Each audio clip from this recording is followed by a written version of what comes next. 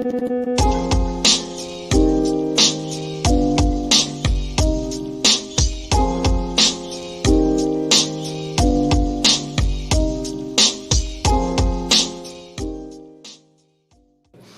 greatest is the Army tank. So we have these great Army tanks that can blast the hell out of anything, right? Sherman tanks. They can blast the hell out of anything. They want to make them all electric now, so that when we go into enemy territory, guns are blazing, knocking the hell out of everything in front. We're doing it in an environmentally friendly way. Now, you believe it? And the problem with the Army tanks, we want to be environmentally friendly. And the problem with the Army tanks is actually the electric isn't good for it in terms of the torque and various other things. But they can't go very far also. They don't go very far. So you can have a lot of problems with that one. And the batteries are massive. The battery would be bigger. Actually, to get it so it could be at least 20% of diesel, the battery is so big, it's actually bigger than the Army tank itself. So I have an idea. Let it pull a battery along. Put wheels, let it pull. These people are crazy. That's brilliant. I just have a quip from that, because the tank has not been completely designed yet. It's patent pending. Go on with the show. Thank you. Patent. That's horrible, dude. You should be punished for that. But I had to start with something. That's brilliant. That's brilliant. Dude, he's at the top of his game there with that. I mean, you stuff writes itself. It makes its own sauce, Eric. Oh, and I heard about it because of a Joe Rogan clip. Rogan was going on about it, like how he's like, he set it up. It was a routine. He had the timing. He even did the weight and the pullback. And you know who could learn from this guy? Who's that? Is that guy on the 5, that Greg Gutfeld. That much. Now, if he wants to learn about comedy, let him live in Queens for about 35 years and then learn from this guy instead of sitting there with his sneakers on taking notes. I don't know what the guy does for a comic living, but Gutfeld should enroll in the former Trump University and take the comedy classes. Wow. Okay, so tonight, last minute, but we have some guests. So I want to make an announcement ahead of time. I'm going to steal from our friend Viva Fry. What? Yes. We don't have a sponsor. Any support is wonderful, but because it's Free for Friday, there's at least 4 people. It's going to get hectic, and I will struggle to cover every super chat that's out there. So if I can't get to a super chat, please don't get annoyed. I'll try to put them up, but I just want to let everybody know, and I'm bringing in folks now. Just look at this. Just people pouring in. Who let the dogs out when it rains, it pours on this channel? Holy cow. I just saw myself go live on the screen in the Twitter thing. I'm trying to share this. Share away and get them to 100K tonight. Let's do that here. I appreciate your help, bro. It really that would be amazing. I know why you two guys are here, and I just want to thank you. I really do. I know why you're doing this, and I really appreciate both of you guys. And we wouldn't even exist if it wasn't for you two guys. I'll tell you that right now. Barnes, how goes the battle, sir? What the heck is wrong with the Dodgers? And what a boring Major League Baseball play. The Dodgers need to go back to Brooklyn. Move them back to Brooklyn. Maybe they'll go back to Brooklyn. And let me tell you something. A new level of mediocrity for MLB, Robert. That is the buzz phrase of the entire playoffs. They have included everybody but my mother's softball team in this postseason, and I have never seen a lower level of play in my life. And interest levels the top 4 seeds are not even in the pennant race. Top 4 seeds are out. Right. I said this to somebody else, and you know this better than anybody. In football, a bye is worth quite a bit. In baseball, it's a dagger to the heart. And this guy, Rob Manfred, doesn't understand that. And they will reconfigure it again for the 10 millionth time, Robert. And I'll just go on record again for calling out TBS for altering the DVR technology and selling ads that are un-DVRable. They were caught 6 years ago. I got a complete annual refund from Spectrum for blocking DVRs, TBS, and they bragged about it like the Democrats did about the election in advertising age 6 months later, that they put up blockers that you couldn't record the game, thereby not being able to skip the ads. TBS, tip of the hat again for pulling it off. TBS is the baseball station, right? Turner Broadcasting System, which used to have the owner of Ted Turner doing the tomahawk chop with his wife, Jane Fonda. One of the great moments of sports, Robert, he was the owner of the Braves. And they used to do the tomahawk chop. And she was married to Ted Turner, a notorious alcoholic, who at one point put on a uniform and went into the Braves dugout like he was the manager of the Braves and had to be banned from the dugout for life. Well, the other thing that's totally, I gave up baseball betting this year because it just doesn't, usually in the playoffs, better starting pitcher wins. If you got close to even pitching, the better power hitting team wins. Right. And then if you're relatively equal there, then the bullpen can come into play, and then home field matters. This year, none of that mattered. It's been a couple of years of that, but you're correct. Yes, you're I mean, a couple of years of it mattered. Yeah. It's like I'm trying to remember the last time I cared about Major League Baseball playoff. Probably when I went to the Dodgers World Series way back when the Astros stole it from them. Well, I knew they were going to be swept. I said they were going to be swept. I was mocked for saying they were going to be swept. And I said Kershaw was tipping all his pitchers like he did 7 years ago. And they have these fat, lazy coaches who've taken money, $200,000 to $300,000 a year for being the assistant batting coach. And it's like you pointed out, and Jordan Peterson, it's a hierarchy that needs to crumble. Yeah, no doubt. I mean, Arizona, nobody cares. They killed major markets. How about that for Major League Baseball? Killed their own major market with their move. Yeah, I mean, you're going to get a Texas series, Houston versus Texas. People are tired of Houston being there in general, but I guess they're going to be back again, it looks like. We'll see what happens with them in Texas. The Phillies, I've always hated the Phillies. You gotta hate the Phillies. How can you like the Phillies? I know there's some people that are on a board that are fans of the Phillies. These are people who, what was it? Didn't they throw when that baseball player came back, didn't they throw batteries at his head? Yeah, the lowest people in the United States, as everyone knows, are people from Jersey. Philly is below people from Jersey. This is from a New York-centric point of view. So I don't know what the perspective is. Well, that's why the famous taxi cab, go back to Jersey. Right, but Philly is below Jersey in the human spectrum analysis. They don't even know what they are. First of all, nobody on the earth gets out of college and says, I'm moving to Philadelphia. You're born there, you live there, you die there. That's what they are. They're inbred fans that have mated with each other, with Eagles and Phillies together with the Sixers, and that's what a Philly fan is. People get out of college in Oberlin or Montreal. They go, where do you go? I'm moving to New York. Okay, I'm moving to L.A. Nobody says I'm getting out of college, I'm moving to Philadelphia, starting a life. You're born there, you die there. That's what Phillies are.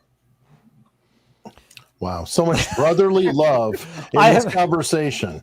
Jesus. I understood nothing of what you just said except I took you to the game. I took you to Miami to the game. Yeah. You brought your child. Your wife learned more about the game than you did because you couldn't sit still for 5 goddamn minutes. I became obsessed with catching a ball at that foul section where they tend to go to bounds. You can't run around the stadium hoping you're going to catch a foul ball jogging. That's not how it works. I'll tell you, look, baseball is an experience, but I'd rather play golf if I'm going to waste 5 hours sitting around doing nothing. But so was there like no sports in your family growing up? It wasn't like sitting around watching sports. Wasn't like the stereotype is the one sport that there has a lot of Jewish fans is baseball, but that was not even true for you. No, not even up there. Who knows?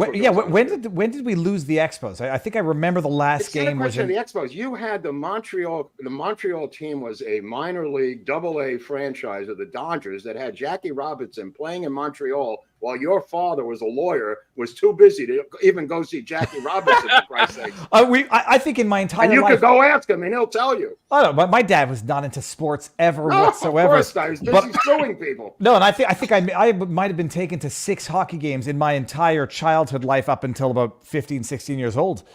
But, what was I just going to say? Oh, no, forget that. But, no, golf? No, we used to watch some hockey when Chris Chelios was on... the Canadians, or was he on the Blackhawks? I've never been. I barely know the donuts. Who's the donut guy? The donut guy. The guy who has the donut chops. Tim Hortons. Tim Hortons. Yeah. He died in a DUI drunk driving crash. Nobody really seems to know that part of his history. Is that Wow, true? Because of donuts or no? He was, No.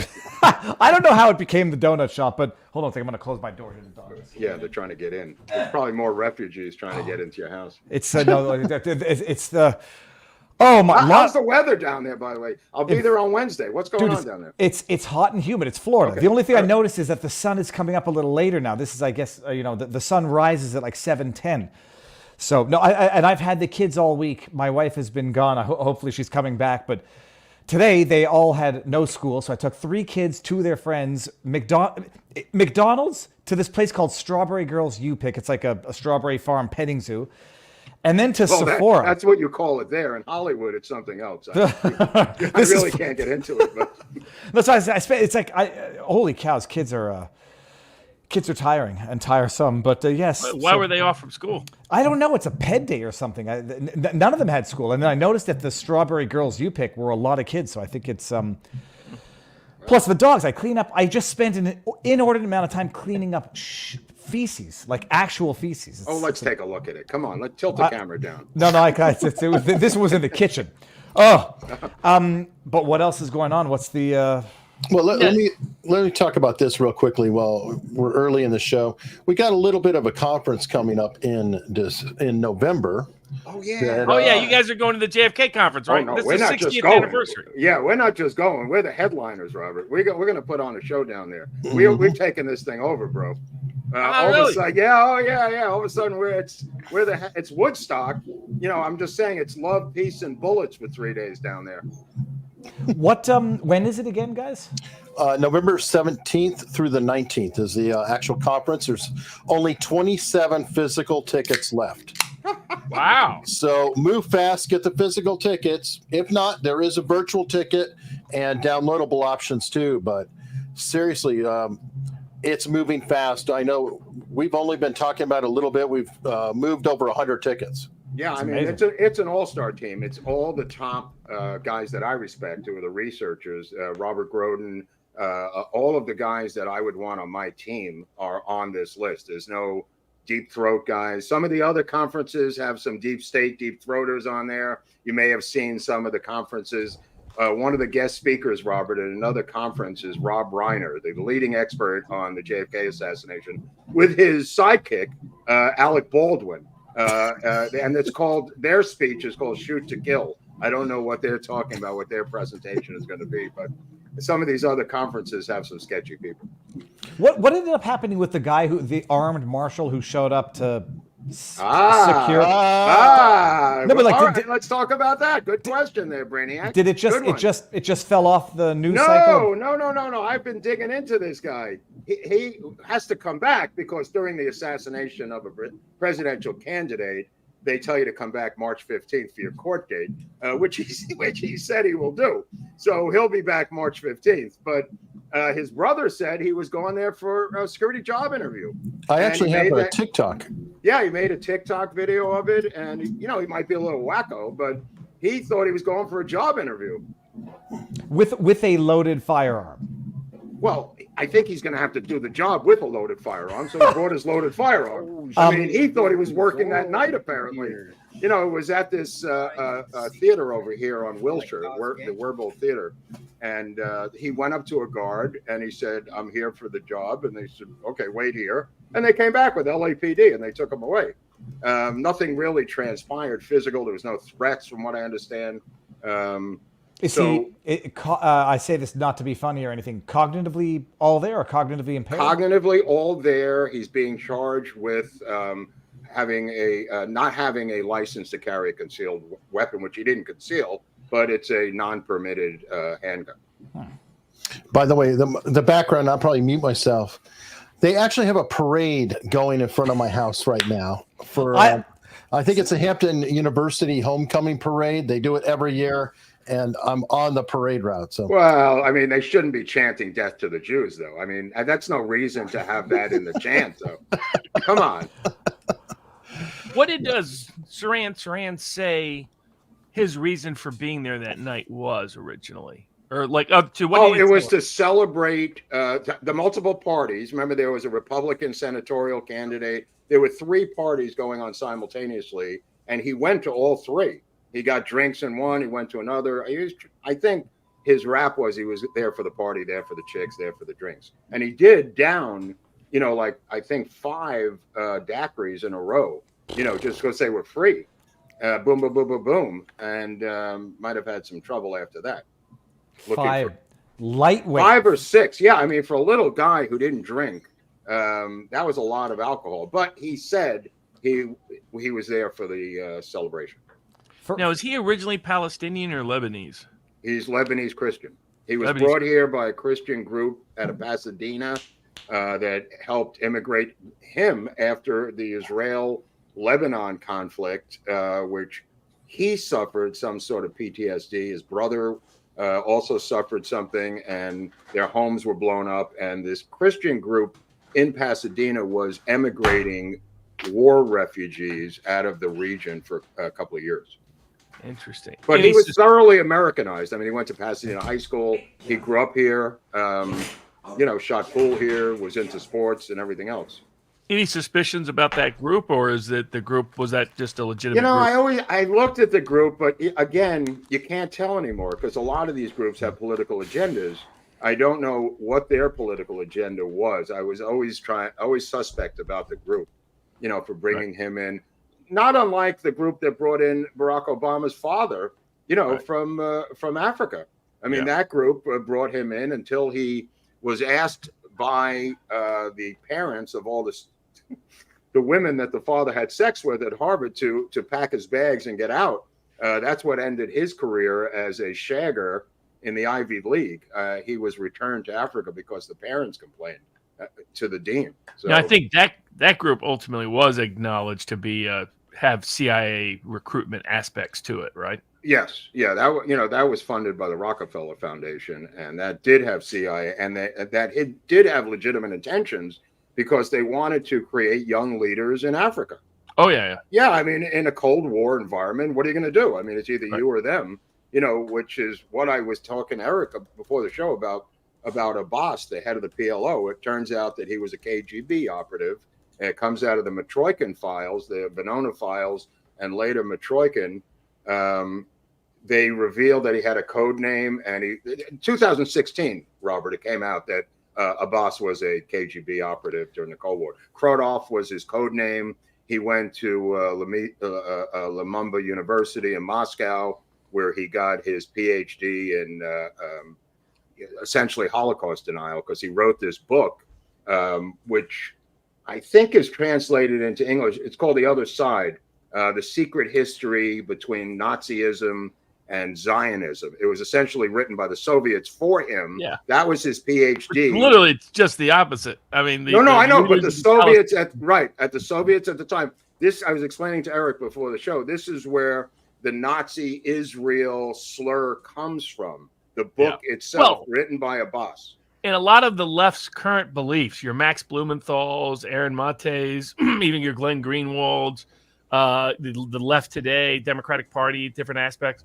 I tell people it all goes back to when Israel chose America over the Soviet Union. And the Soviet Union is the source. A lot of the things they believe about the Israeli-Palestinian conflict is old Soviet propaganda. Right. And they've just bought into it, accepted it, embraced it, and they're the legacy of it. I mean, Cornel West I extend it even further to the last Japanese soldier on Iwo Jima who stands there guarding the island, who's not found until 1964. In other words, the Cold War is long dead, but these Palestinian idiots somebody didn't give them the memo, and they're still operating under a Cold War motif. I mean, Hillary Clinton herself, back in the old days, went over there and found that the coloring books they had, these anti-Semitic coloring books, were paid for by the Soviet Union. All of their money, they were like the Cuba of the Middle East, Robert. Yeah, I mean, I'll give Israel credit. They suckered Stalin in. The Soviet Union was first to recognize Israel. Yeah, Stalin thought he had some allies, and then they're like, nah, well, not that. Talk about allies. How about the Grand Mufti, Arafat's uncle, who had his own SS division, the wonderful Grand Mufti who... I mean, the real original founder, he'd be a good America's Untold Story, Al-Husseini. I know, but he's not American. I can't. I'm trying to connect the threads. I love the story, and we all know the story. He goes over he reviews the Bosnian Muslim SS division I sent Eric a photo of it yesterday. It's a wonderful photo. Then there's photos with him and Hitler, and him and Himmler. Oh, yeah, posing with he's them. the first president, the only Palestinian president before Hamas of Gaza. Because right. the Egyptians. Here he is. There's the Grand Mufti, David, on the left. He is the Palestinian leader. This is 1942-ish. Well, he really created the Palestinian, the mosque as a big symbol. Absolutely. How you doing, guys? Created by him. Nobody cared about it in Islam for like 8 centuries. Then he decides to make it this huge, important issue to where you get people like Alistair, that ex-MI6 guy that's now an anti-Israel guy. He was on with the Alexander McCourse and other people. And people buy his stories straightforwardly about them. And it's like, this guy helped create the image of that mosque. That mosque, yes, it's referenced in the Quran, but they didn't care about it at all in the Islamic world for about 1,000 years until he decided to make it significant. Right. He's politically a genius. How about his nephew, Yasser Arafat? Yeah, well, the genius there was the Soviet Union coming in and remaking Yasser into Che Guevara. Yeah. Right? I mean, Yasser is a suit-wearing guy. Hold on. He's got the camos. One of the contestants has a question down below. Yes, sir. What is going on in this picture right now? I recognize he's meeting a strange guy in Berlin named Hitler. Yeah, so as soon as the Nazis came along and fascism came along, so this guy was originally connected to Ottoman nobles, and they owned a lot of land in the Palestine region and other places. But originally, he's a pan-Arabist. He's originally not. There is no Palestinian cause to speak of. Right. But after the World War I, the pan-Arab Greater Syria, which is what Palestinians used to call themselves, Syrian, drops off. It fails. And so he decides to basically create by himself, more than anybody else, the modern Palestinian movement. Just to interject, this is Treb in the death camp with Himmler here. Go on. Just to deviate. I knew that was Hitler on the right. I'm wondering what the context. Well, you may not know that that's Himmler on the right. I don't know what you know, but that's Himmler. I would not be able to recognize by face, although I know the name. This guy was busy. He was a chicken farmer, and this is at a death camp outside of Berlin. And you had a bunch of anti-Semitism in the British. So here he helps lead the 1920 violent revolt after the Balfour Declaration against Jews in Israel, and is considered the leader, is identified ultimately by independent reports to be the leader, is criminally prosecuted, but the Brits let him off, pardon him, and make him the Grand Mufti of Jerusalem, and for the next 15 years do business with him, while he behind the scenes is organizing efforts against Jews, stopping immigration. Including when the Nazis start to rise to power, stopping immigration from the Holocaust into Israel. Then he goes to the Germans in 1933. He's like, you guys are great. He's writing Mussolini. Hey, man, you guys got the real solution. This is going to work beautifully. So that's who this guy is, the founder of the Palestinian cause. You could argue the creator, the originator of the Palestinian cause. People that they're still being quoted by Hamas, this guy, to this very day. The reason he's important is because at the Wannsee conference, they discussed allowing the Jews to be dumped into the Middle East and to be held there for the war. This guy and the Brits were opposed to that. So the Brits used their stooge, this Grand Mufti, to block the Nazi idea. This was raised by the Nazis themselves. Yeah. Hitler was going to dump all the Jews into Israel. Right. That's why the British and this guy organizes the effort to stop that from ever occurring. Which leads to the final solution at the Wannsee conference. This is one of those things that you hear, and it's a theory that you can barely describe without being called a vile anti-Semite and Holocaust denier. That's a funny joke. Right, Jewish boys America. That's funny. That is funny. That was one of the theories that I heard, that the final solution, the camps and the extermination, was only after a proposal to ship them to the Middle East was. That's true. That is true, and that was at the Wannsee conference. That's what I was getting at. Oh yeah, and that's why the Brits needed this guy, because the Brits did not want that to happen. And in fact, even after the Holocaust, how long did they block the movie Exodus? Well, no. The bombing of the King David Hotel by the Uragun was the terrorist organization that coerced the Brits into conceding Well, that's debatable. That's debatable. This guy basically helps organize the entire Palestinian cause, aligns with the Germans and Italians secretly in 1933, organizes the Arab Revolt in 1936, that guarantees there's going to be no escape for Jews into Israel during World War II. There was nowhere to go. That's why the Brits turned the ships around and they went back to the death camps. I mean, that's because of this guy. And then this guy goes to Hitler. I mean, he's been trying to align with Mussolini and Hitler since the early 1930s. They finally agree to meet with him. Hitler uses him as the Arab spokesperson throughout the entire Arab world throughout World War II, helps organize Bosnian Muslims into their own Waffen-SS unit. That was what the photo was, by the way. Yeah. That was their Waffen-SS outfit. Correct. That's them inspecting it. Right. Which means Justin Trudeau is probably going to give him whoever find the ones that are still alive and give him. Dude, he's going to get the Trudeau Kraken Nazi Medal of Honor by the end of the week. I heard the Canadian Supreme Court overturned something of Trudeau. Yeah, it was it was called the Environmental Impact Act. Robert, we're going to talk about it Sunday. Wait. What happened to the Polish extradition demand for their war criminals? That, from what I understand, that extradition demand was never entirely serious. It was the Minister of Education floating it. They haven't ever been able to pinpoint any concrete crimes against humanity of Hunka in particular, which was the threshold for extradition. Just having the name Hunka is a crime against humanity. You slap an SS uniform on that guy, and even Barnes couldn't get him off. It's still surreal. Yeah, it's totally surreal. People still don't know. You go into that. There's a recent article by a Jewish guy who lives in Jordan and talking about how he has to hide the fact that he's Jewish. But one of the things he mentions, which is true if you ever go there, you go to any random local bookstore, they got the Protocols of the Elders of Zion. I mean, they have some of the most. Dude, it was a mini series on their HBO. They actually made it into a drama series. Yes, I mean one of the highest viewed series in the history of the Middle East. Protocols of the Elders of Zion. I don't want to play devil's advocate. I want to play I just want to play tinfoil hat conspiracy theorist. I think we're going to play Tim Pool hat conspiracy theorist. That's why I thought I heard. No. Well, then I'll get back to the Canadian stuff. The Elders of Zion, the whole conspiracy where did it originate from? Because some of the things that we've now learned that are conspiracy theory, that they happened to some extent or another, as opposed to being fabricated out of whole cloth, and then people somehow stuck with it. The Jews did get into the garment center. They were right about that. As they predicted in 1917, they predicted. I mean, the real protocols go way back. It goes back to Russian intelligence during the Tsar, Russian during the Revolution. It was really all the royal families of Europe that constantly used Jews as a scapegoat. They passed it around with various translations. The French picked it up. They used it in France. The Russians created it apparently and passed it on to others.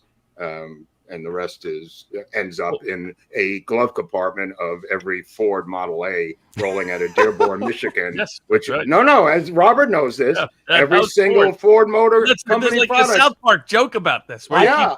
He keeps going around saying, "Got to stop the Jews," and they're like, "No, we just want to know if the car works." He goes, "No, the car is slowly to run over the Jews," and he's like, "No, we just." Doesn't work on the road. You want to know why Talib represents them? Henry Ford. That's why Talib represents that group. Yeah, how did all the Arabs end up Henry Ford brought them to the region to work in the auto industry, Robert. That's how they got there. You see that rally? I mean, they just can't wait to scream, kill all the Jews. I mean, they're doing everything but that. Like, people are always shocked on the sort of moderate centrist side that buy into the big narrative of poor oppressed Palestinians by the evil Israeli colonist oppressors and all that jazz.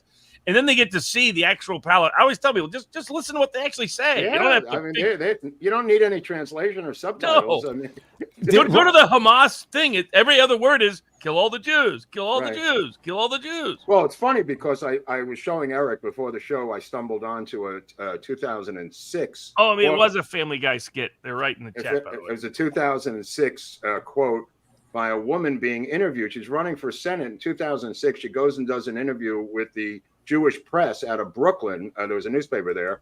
And in there, she's referring to the recent election of Hamas versus Fatah. And Hamas won that election, 75 seats to 25, I forget what it was.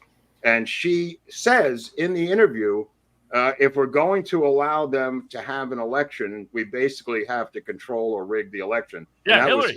That was Hillary Rodham Clinton. You didn't realize how nuts these people. They've been nuts for generations. They've been nuts. The entire political movement is nuts. Everybody, 90% of the people that are there are nuts. Look at every time they do a survey, they find out anytime they go into the schools, They'll find them, like the interviews that are being circulated with 7-year-olds. No, what you have to do with the Jews is go and stab them over. I mean, this is what they believe. Yeah, I mean, just interview the kids. Just interview. Look, they're civilians. They're civilians. Did you did either Did Robert you call or me? Did you say? Did you? did you Robert?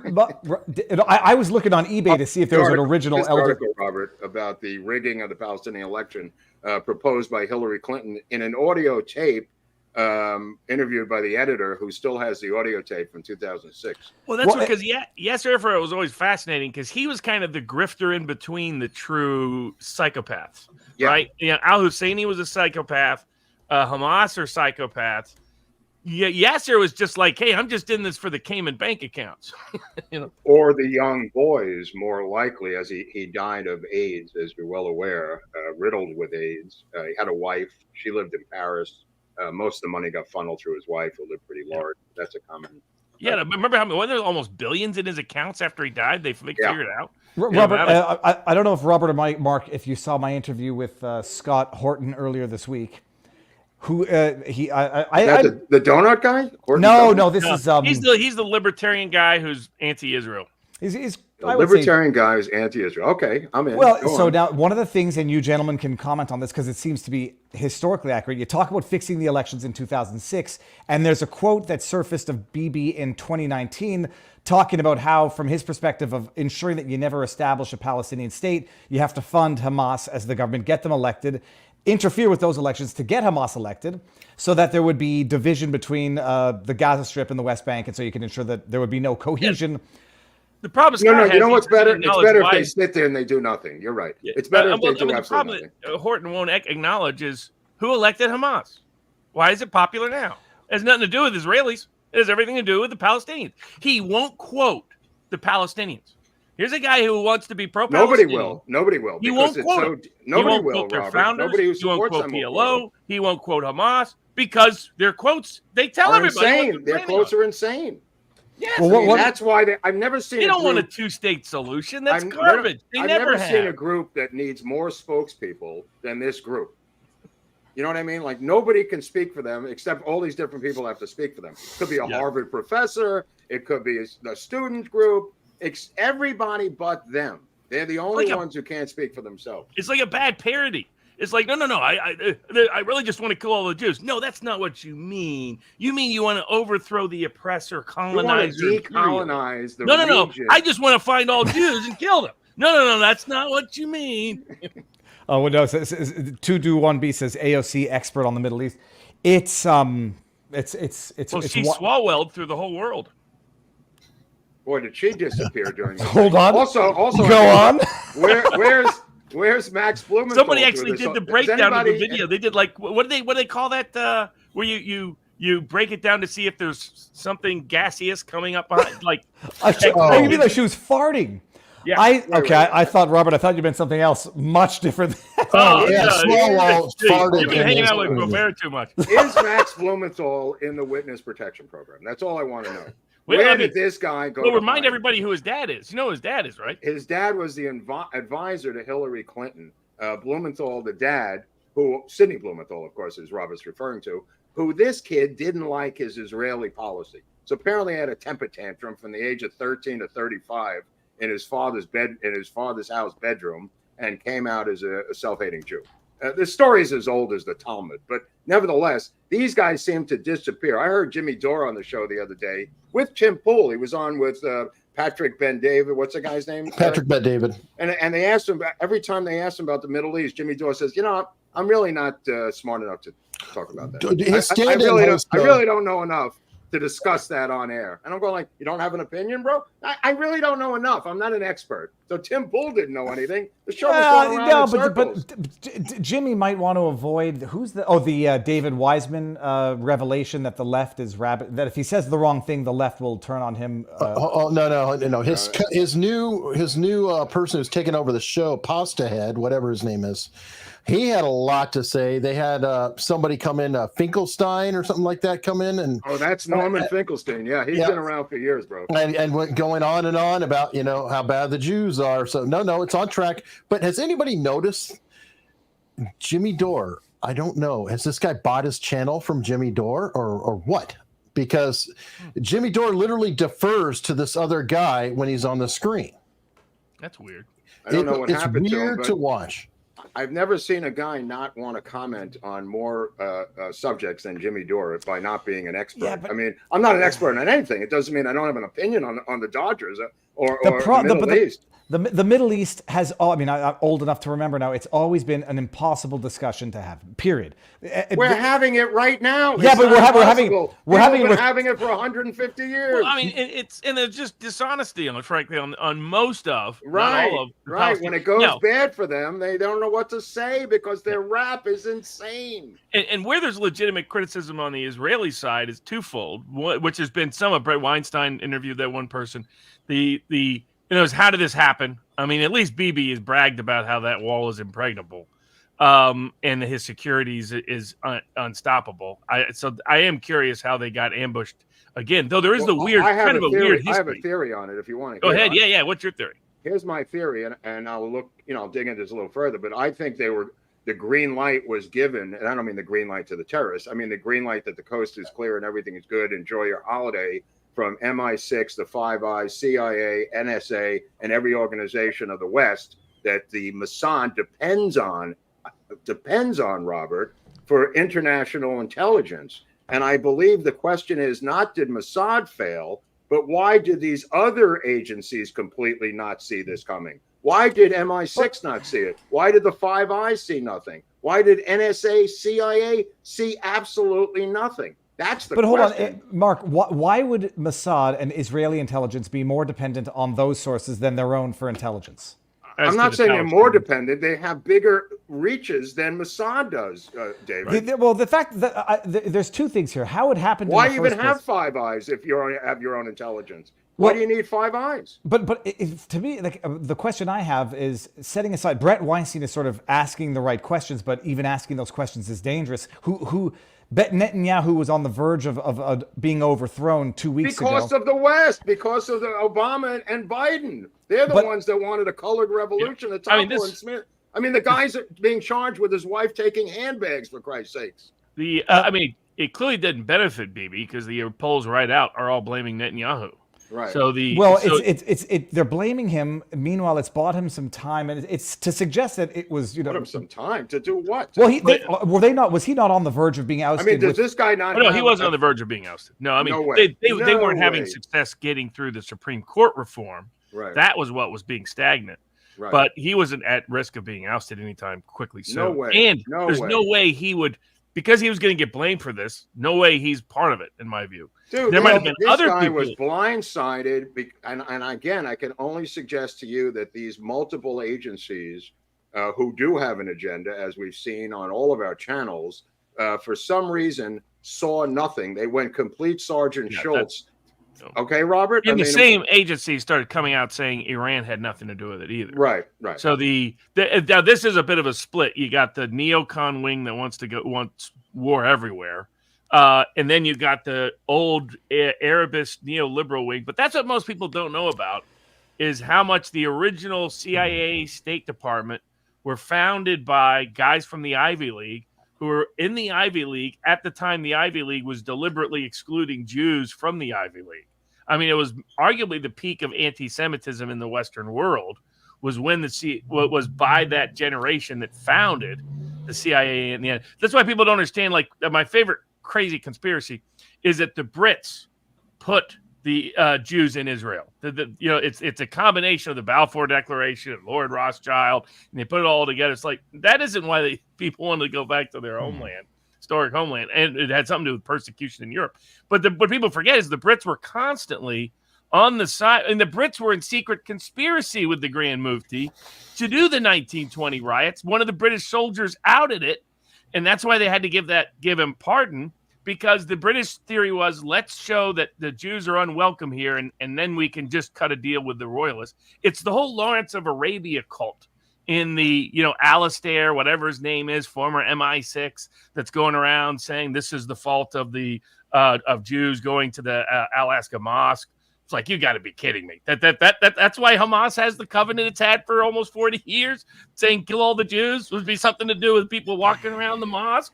I mean, find- what a fraud that guy. Go outside, ask your friends what Yasser Abbas is doing in Montreal, the Canadian businessman. Ask what Abbas's son is doing there the next time you talk to your Arab friends in Montreal.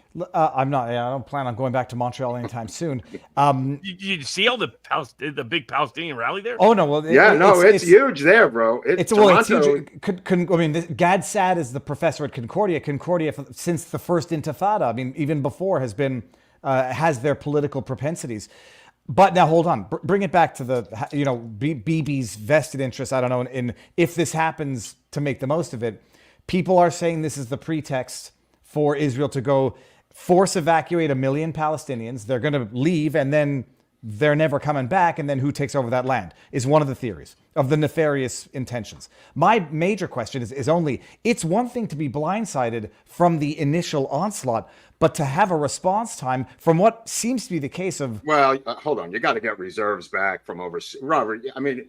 You got to get reserves back from overseas. You got to put together a military plan. You got to I need to defend against the actual attack, Mark. Like if it's 4 to 12 hours before there's any meaningful response. How do you define meaningful? When you attack a rave, if they attack Woodstock in the middle of a Sly and the Family Stone, how fast would the military get into Woodstock? Well, that's my question. But it's what the Negev. I don't know. Negev it's sort of close to the border towns. Sderot. I mean, you're talking about places which are risky places to begin with. It takes. Just say Coachella. I mean, if it was in the middle of Indio Palm Springs out here in the desert, I don't think it would take. No, that was the irony. I mean, that was a piece. The reason why they did the rave where they did. There was a peace festival. But if they started hang gliding into Coachella with motorized hang gliders, machine gunning people to death, how fast do you think the military would get there? Would 3 to 4 hours seem too long to you? I mean, that would seem too long to me. I mean, it seemed because of the perception that Bibi, at least, and that Israel has created over the last decade or so, which is that they're pretty impregnable, and all of a sudden they weren't impregnable. No, and so the question is why did that gap happen? But in what happened? Who knew what, when, where? But it's definitely going to implicate. It seems like there's a divide that's been there for a while between the neocon, the neoliberal wing, particularly as it relates to Israel, going back many decades. There's the old pro-Arabist, Lawrence of Arabia, anti-Semitic wing that was stronger with the Brits initially. That's why the Balfour Declaration was such a big deal. Was because how hard it was to even get that and people forget the mandate of Palestine. Most of the land went to the Arabs called Jordan, the country today called Jordan. Right? I mean, so the idea that it was only the small part of the undesirable land that was being given to the Jews. My solution has always been to pay everybody to leave. Everybody gets a check. You got X amount of time to get out. You can stamp their hand. You can't come back in like a nightclub, and that's the end of it. They took the Syrians and they distributed them all over the world. And nobody said a word about the Syrians had to go to every single country except Japan, who said we're not taking any of them. I say we do the same thing with the Palestinians. Every country gets a percentage of them, and they each get a check, the Palestinians. So it's a game show also, but you can't come back. You get a one-way bus ticket out, one-way flight out with $5,000 in cash, and I'm just making up a number for argument's sake. It's a one-time payout. The Hamas will go crazy killing them to stop them from taking the money and try to get the money themselves.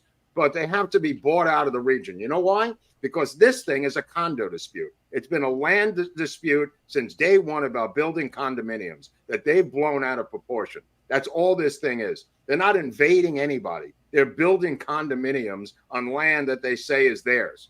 That's in a simple term. That's what the dispute is. And I say to them, buy them out.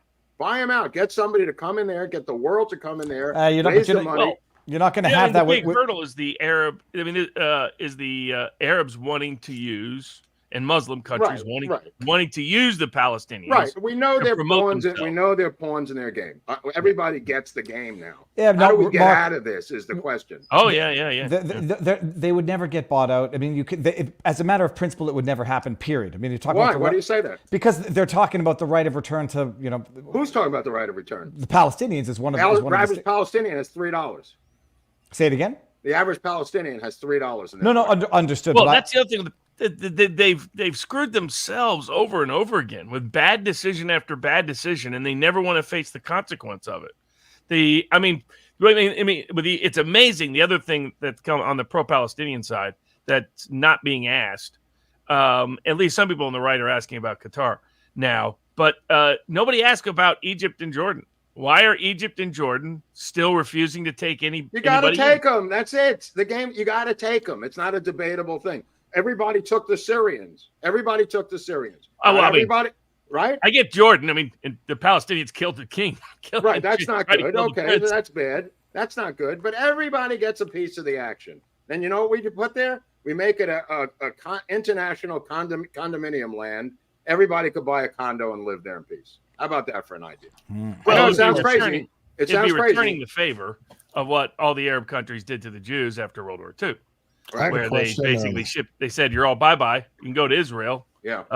You can go to the U.S., but you got to leave and people forget there were thousands of years of steady under the Ottoman Empire. Wasn't that repressive a regime for Jews? There was a group that they took away their belongings and they sent them to the desert. There was one group, an ethnic group, and they took away all their rights and their belongings, and they were sent there. They were Japanese Americans. And FDR, the most liberal president in American history, took the Japanese belongings, had them sell it off in 5 minutes, and sent them to live in the desert. But nobody can move these Palestinians. They're immovable. They can't be done. Yeah, it's good. It's mostly because the Arab world doesn't want to move. Right. They're blaming Israel for being the open air prison. That's not the truth. It's the Arab world doesn't want them out. They want them stuck there in permanent poverty. And so does Hamas and Fatah and the rest, and Hezbollah, because they lose their power the moment these groups have independent wealth. It's kind of like black voters of the Democratic Party. The moment they succeed, they're no longer Democrats. Well, I'll tell you something else. If it wasn't for black support in this United States, they'd have no support at all. When I hear a Sonny Hostin on a show called The View in the middle of the day supporting Hamas to the horror of these 3 other psycho bitches from hell, I know that something's gone haywire. This is oddly enough. Now, this is one of my theories as to why what Israel's doing will never be the solution anyhow, because you can't root out Hamas. That's another problem. And even if you do, eradicate Hamas as they're alleging. Now that we've seen in the West active support, even if Hamas as a name, as a group is eliminated, it's going to be replaced the same way like it went from Al Qaeda to ISIS to whomever. It'll be. We've seen the support that Hamas philosophy has in the West, and it'll never go away. Regardless, it'll go away if you pay a price. If you begin to pay a price and find out who these kids were at Harvard, and you find out that the father was Estee Lauder, who was funding this operation and Free Palestine group out of Harvard, it'll go away quickly when they don't get hired on Wall Street by people like the fellow who wants to stop them. Yeah, people forget George Soros publicly campaigned demanding that Hamas be treated on equal terms as if they were a legitimate entity. Hamas was actually afforded that opportunity. All that said was you just have to honor the treaties that have already been signed by the Palestinians. Right. Now, George Soros is a guy who had a letter of recommendation from Hitler to get a job. That really helps. Yeah, exactly. But of course, Hamas to this day is I get the Russians playing their political game and all the rest, but the people out there saying 2-state solution, and it's like it's Israel hasn't been the block on the 2-state solution. The Palestinians have blocked every single, even 1-state Palestinian majority back in the day. What's the great line that the Prime Minister of Israel said? The Palestinians never miss an opportunity to miss an opportunity. Golda Meir said they're the biggest losers in the history of the world. If you took them, just from a historical perspective, nothing against the people, but just saying historically, if you bought their belief that they've been there forever, it's like all you do is get your ass kicked. It's the Egyptians, and then it's the Greeks, and then it's the Persians, and then it's the Mongols, and it's Arab caliphates, and then it's all right. What's the betting line? What's the betting line? Israel versus Hamas, Robert. What's the line now? That's my only concern with Israel's current strategy. Right. Is Hamas cannot win on an open battlefield. Cannot. Right. They know that. That's why they ran in and then ran away. They didn't stay and fight. They didn't go pick on soldiers. They didn't go to fortifications. They picked on old people, women, and little kids, and then they ran because that's who they are. They're losers. They've always been losers. They're always going to be losers. But the only sucker's bet in which Israel is if Israel tries to do what we couldn't do in Vietnam, what we couldn't do in Afghanistan, what Israel itself couldn't do the last time it was in Gaza, what they couldn't do in Lebanon, what they couldn't do in Syria. Going to try to fight an entire population that hates you and somehow separate out the Hamas units without a bunch of constant victim porn on Arab media TV every night of some kid dead, some Palestinian dead, whether it's true or not true, who's responsible, it won't matter for Arab TV. All that matters is Israeli tanks are there, Israeli troops are there, so they'll get blamed for everything, and all they'll do is keep feeding it. It's like, how do you can't defeat Hamas when the problem is the mindset of the people in the Palestinian community. That's why I get back to my ultimate buyout game show on Tuesday night. Buy out Hamas and end the nightmare on the game show.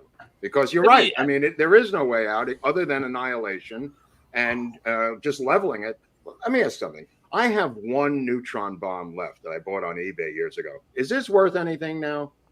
Like, who uses the neutron bomb? Does this work, David?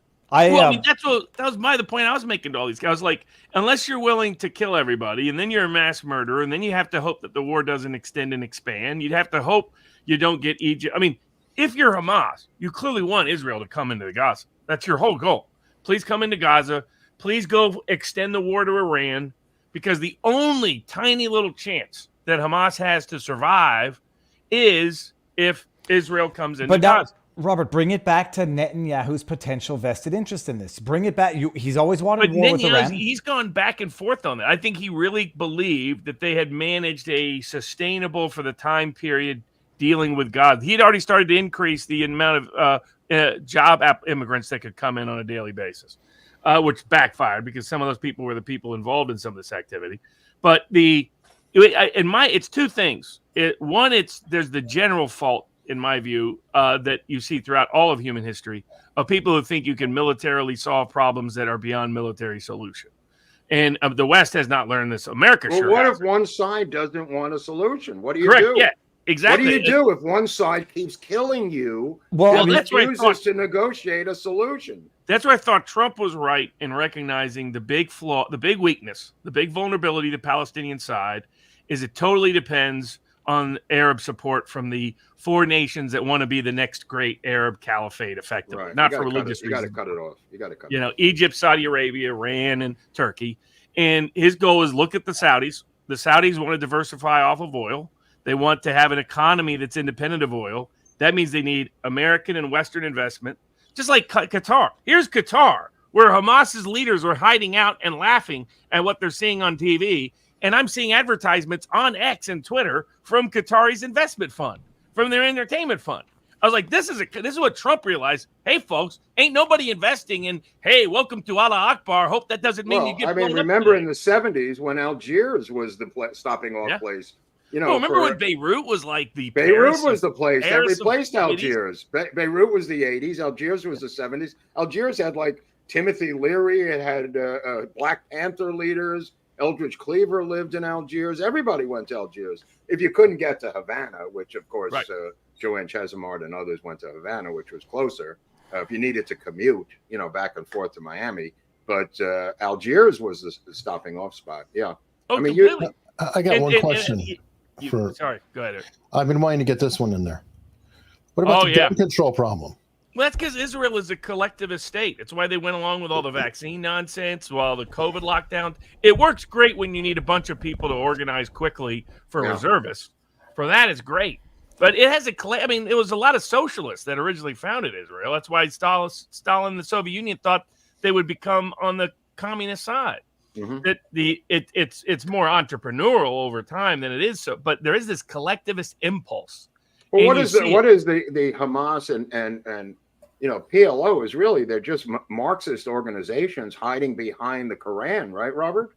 Well, it's a combination. It all goes. They're not like Iranian theocrats. Well, really, it all. I mean, in my view, is that the entire Palestinian conflict. There's people calling it 2,000 years old. I thought I was talking to the Viva Barnes bourbon crowd. I was like, what's the problem with saying that there's a 2,000-year conflict between Jews and Muslims? Because some of these people that are really smart people are saying this. And I'm like, you haven't even done the math. Yeah. Muslims didn't exist for 2,000 years. Wait a minute. Well, what are you well, trying to pull? Come on, you're trying to pull a Well, not fast just one. that, and this is not to straw man Scott Horton's arguments when he's not I there. think but, you're straw manning Scott Horton's argument. no, well, I'll steel man it. He said that the Jews. I think you're steel manning Scott Horton's whoever Scott Horton. He said that his theory was that the Jews were never exiled by the Romans. The Romans never came in and conquered Israel and How expelled did you them. drag the Romans into this? We were Well, talking in 2023 now. Well, no, we're talking thousands. You're We were bringing going the back to. mafia. How did the mafia get involved in this? Well, I mean, the biggest problem Scott Horton has is simple demographics. Every population study, there was about 2.5 million people there in the first century. There was only 250,000 people there from about the 5th century onward. Right, and by the right. way, it was majority Christian more often than it was By majority the way, Muslim. don't ask Alan Dershowitz about the congested nature of Gaza, because he goes crazy saying there's more congestion in Manhattan than there is in Gaza. He just flips his lid when he says, study the numbers on the congestion in Gaza. You know. Oh yeah, there's so many myths out there. Well, But how it's because about their water? They don't have water because they take the pipes to make rocket launchers, for Christ's sakes. They're making their own videos, putting them on YouTube on how to build rocket launchers from the underground aqueducts. Yeah, I mean that's where the solution always. Trump was on the and speaking of what happened, like a hush hush version of what happened would be that Iranian allies in Western intelligence amongst the Arabist crowd deliberately facilitated this occurring. Because right now there's only That's been where one. I was going with this, by the way. Thank you. There's only one clear cui bono, and it's been Iran. Yeah. Because Iran wanted the Saudis to stop normalizing relations with Israel, stop the Abraham Accords peace. They were on the verge of doing it. What about and the now they stopped doing Saudi-Israeli deal? What about that deal? Well, and not only that, I mean, the Saudis for the first time, this Saudi leader talked to the Iranian leader for the first time ever, this particular one. So because the Saudis and Iranians have been at odds over a lot of this. Right. And it's this that caused that. It's this that it's the Palestinian pretext for Arab unity that, if you go back, has really been a substitute for, because it's not this historic 2,000 years of religious rivalry. Muslims love to tax the Jews and the Christians. So they didn't try to force convert people during most of the Caliphate era. They're like, you're going to be our taxers because you're not Muslim. You get a special tax. So you got to stay not Muslim. Don't convert, because then you can get out of paying the tax. The first delicatessen in the region was only 1,100 years ago. David knows that. His relatives worked there. I think one of the early delicatessens. What about as far as the solution goes? If it's not a democratic two-state solution, it'll be a forced two-state solution. You have like that has to come from the outside. You have to deny the Palestinians a veto, and you have to get through. You have to. How does Egypt, Saudi Arabia, well, Iran's not going to at this point, Turkey, how do they see it in their interest for the Palestinian cause, the anti-Israel cause, to disappear? Well, but now that's where it gets into how to respond to this particular attack. If we had gotten to the point where they finally said, look, this is all that we can do, short of going in and doing what they're doing now, which is going to cause more backlash and I think cause more. Oh, I agree. A mass ground war makes no sense to me. It's never worked. No, it's not just that it's never worked. Like you say, Barnes, it's what they want. You're dealing with someone who wants you dead, wants their own people dead, so they get more sympathy, and doesn't mind dying themselves for martyrdom. So build a wall, a la an East Berlin Wall through East Jerusalem, and it'll be a compelled two-state solution. Yeah, build and a then wall, just absolute and maybe. Total. And you say we're going to let Egypt provide you energy. We're going to let Egypt provide you water. We're going to let Egypt handle. The idea that Israel Egypt camp. I think it's shocking to people that Israel controls the water, the electricity, and some people are going to say that's part of the problem. That's part of the choice, and it's because Egypt hates the Palestinians. I mean, they want the Palestinians as a cause, but they utterly despise them. I mean, when there's been past refugee crises, they only under public pressure. Do they fold it? Here's my analogy. I don't know if this analogy holds up. You're living in a slum building. It's the worst building on the block. It's a shithole building. It's got rats. The water doesn't work. So you go out, go to the suburbs, and you kill half the family of the Jewish family that owns the slum building. Now you come back and you say you're going to fix my water or not. You've just gone all the way out to Long Island. You slaughtered half of the family of the guy who owns the building. And now you're saying you're going to fix my building or not, you piece of crap. Does that analogy make sense to any of the viewers at home? No, I understand all of that. That's what it looks like to me. It's just that the flip side is I don't understand. There's no reason you have to stay in that building, by the way. Oh, I understand. Eric, what the hell is it? I know. Eric, what are you doing? No, I know what he did. It was very courteous. He didn't want the subscribe to cover my face, so he put his face on the No, I bottom. wanted it to cover your face. Well, I know you did. No, I think what this proved is that you're living with a neighbor that you cannot defeat through this type of reprisals, and that wants you dead. Build a wall. It would have been the Massive opportune security, time. and then you got to align in ways that break the back of their patrons. And right now you have an opening because they had. I don't know that they had it. I don't know that they have it now. And what's going to happen? They'll blow it if they go into a ground war in Gaza. I think that Japan and the U.S. should have had peace talks right after Pearl Harbor. I mean, that would have been the smart move. Would have saved a lot of money. A lot of people wouldn't have died. I don't know if you're being sarcastic. Look how much they had to expend just because we didn't settle with the Japs in December 8th. But hold on a second. Hold on, Groubert. Mark, are you being sarcastic or are you being serious? Obviously, Schmuck, I'm being sarcastic. Okay, but let me ask you this question. The genetic sarcastic gene that I gave you? No, because because now knowing what I've lived through in my life, I do ask, how did they let Pearl Harbor happen? Was there something of a Robert, a hush hush? Ask ONI. Well, actually, I Naval don't know that. Intelligence. Ask ONI. Japanese military fascism. That was originated as a pretext to get rid of the samurai, actually.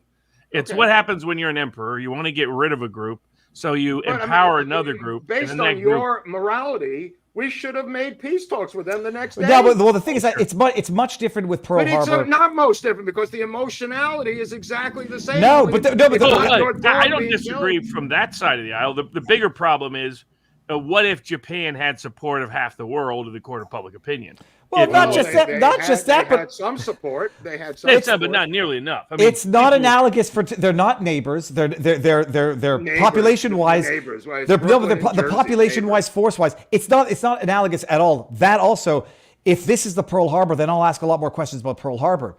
If you're living next to people that you know want you dead, intelligence failures that led to a massacre and two nations against each other and a sneak attack. I mean, I do think FDR. There are analogous. I'll take as more analogous 9/11 to this but than Pearl Harbor. I was going to say that one next. I think I have a hush hush on Pearl Harbor. Well, Mark, a lot of people think that, whether or not they knew how bad 9/11 would be, some people thought it would be very opportune to allow something like that to happen so that you can go start the 7 wars and conquer the 7 nations and change the governments that you announced that you wanted to do. And so let 9/11 happen, but I didn't know it was going to be that bad. And now, now we really have to show that we deserve to get nuclear bombed, David? Well, but then also they nuked the people that did the sneak attack. Skip Pearl Harbor first of all, and then forget Pearl Harbor. 9/11. Some people are going to say, okay, even if you compare it to 9/11, the aftermath of what was done in Afghanistan and Iraq. Has it made the situation any better, or has it actually just confirmed what a lot of people felt in the first place? There was no 9/12, I'll tell you that much. There was no 9/12 until the other day, and whether or not this is all part and parcel. That's not in Manhattan. Yeah, but the question is whether or not it's part and parcel of the global response to what was not resolved as a result of slaughtering 500,000 Iraqis. So I don't know. It's been a long time. I mean, we got a good run going. I mean, if you wanted to attack a country, with the amount of people who were doing 9/11, it's Saudi Arabia. I mean, everybody seemed to, have a Saudi passport. We're not allowed to read the 9/11 report for reasons that are still inexplicable, other than Prince Bandar's name is through it 77,000 times. I don't know why we can't publish the 9/11 report at this point. I mean, they're talking about Kennedy assassination files. How about the 9/11 report? Well, they can't let that go for some obvious reasons. Eric, can you bring up student of you? Allowed to happen so that Netanyahu could consolidate and maintain power seems obvious. Barnes had a good retort to that, and then the flip side might be that this might have been not the explanation. Now, there are within the Israeli military hierarchy a bunch of anti-Netanyahu people. Which is another, and like I saw in that 60 Minutes report from 3 weeks ago, where Mossad says we support the reservists not showing up to work, even though this might create some insecurity, and then lo and behold, this happens. So it's a good way to oust Netanyahu. They said Mossad warned the Israelis in 9/11 not to be in the building. I saw that on 60 Minutes. Yeah. How much should I take that as being real? I mean, give me a fucking break. The Jew hatred goes crazy. It goes crazy, bro. But I also saw yesterday that 60 Minutes was a toxic workplace where you couldn't possibly work. And I No, thought, but Eric, people worked in salt mines. How bad can 60 no, but Mark, minutes be? it wasn't just 60 Minutes saying it. It was that guy. What's his name? Levin. I forget his first name. Harvey Levin. Levin from TMZ. No. Levin from the Israeli government, the guy who went to a Purim party with convicted. Jerry Levin, my It's not Jerry Levin. Anyhow, it was confirmed by I forget his first name now, Levin. Anyhow, seems to be an unsavory character. But Robert, the other theory is that the end of this, if it goes the way it seems like it's going to go, they're going to evacuate 1 million Gazans. It's going to be the land that Israel's going to take over, and in 20 years. In 20 years, they're going to say the same thing that they said about 1973 war. They started it, but we conquered land as a result of it. And that's a lot of theories that some people have out there. So yeah, it's amazing. People that I have a hush hush at vivabarneslaw.locals.com. That's a good segue to Jim Jordan and also to Steve Garvey, who is the great Dodger. The great Dodger Steve Garvey has thrown his Dodger hat into the ring as the Republican candidate for the California Senate race.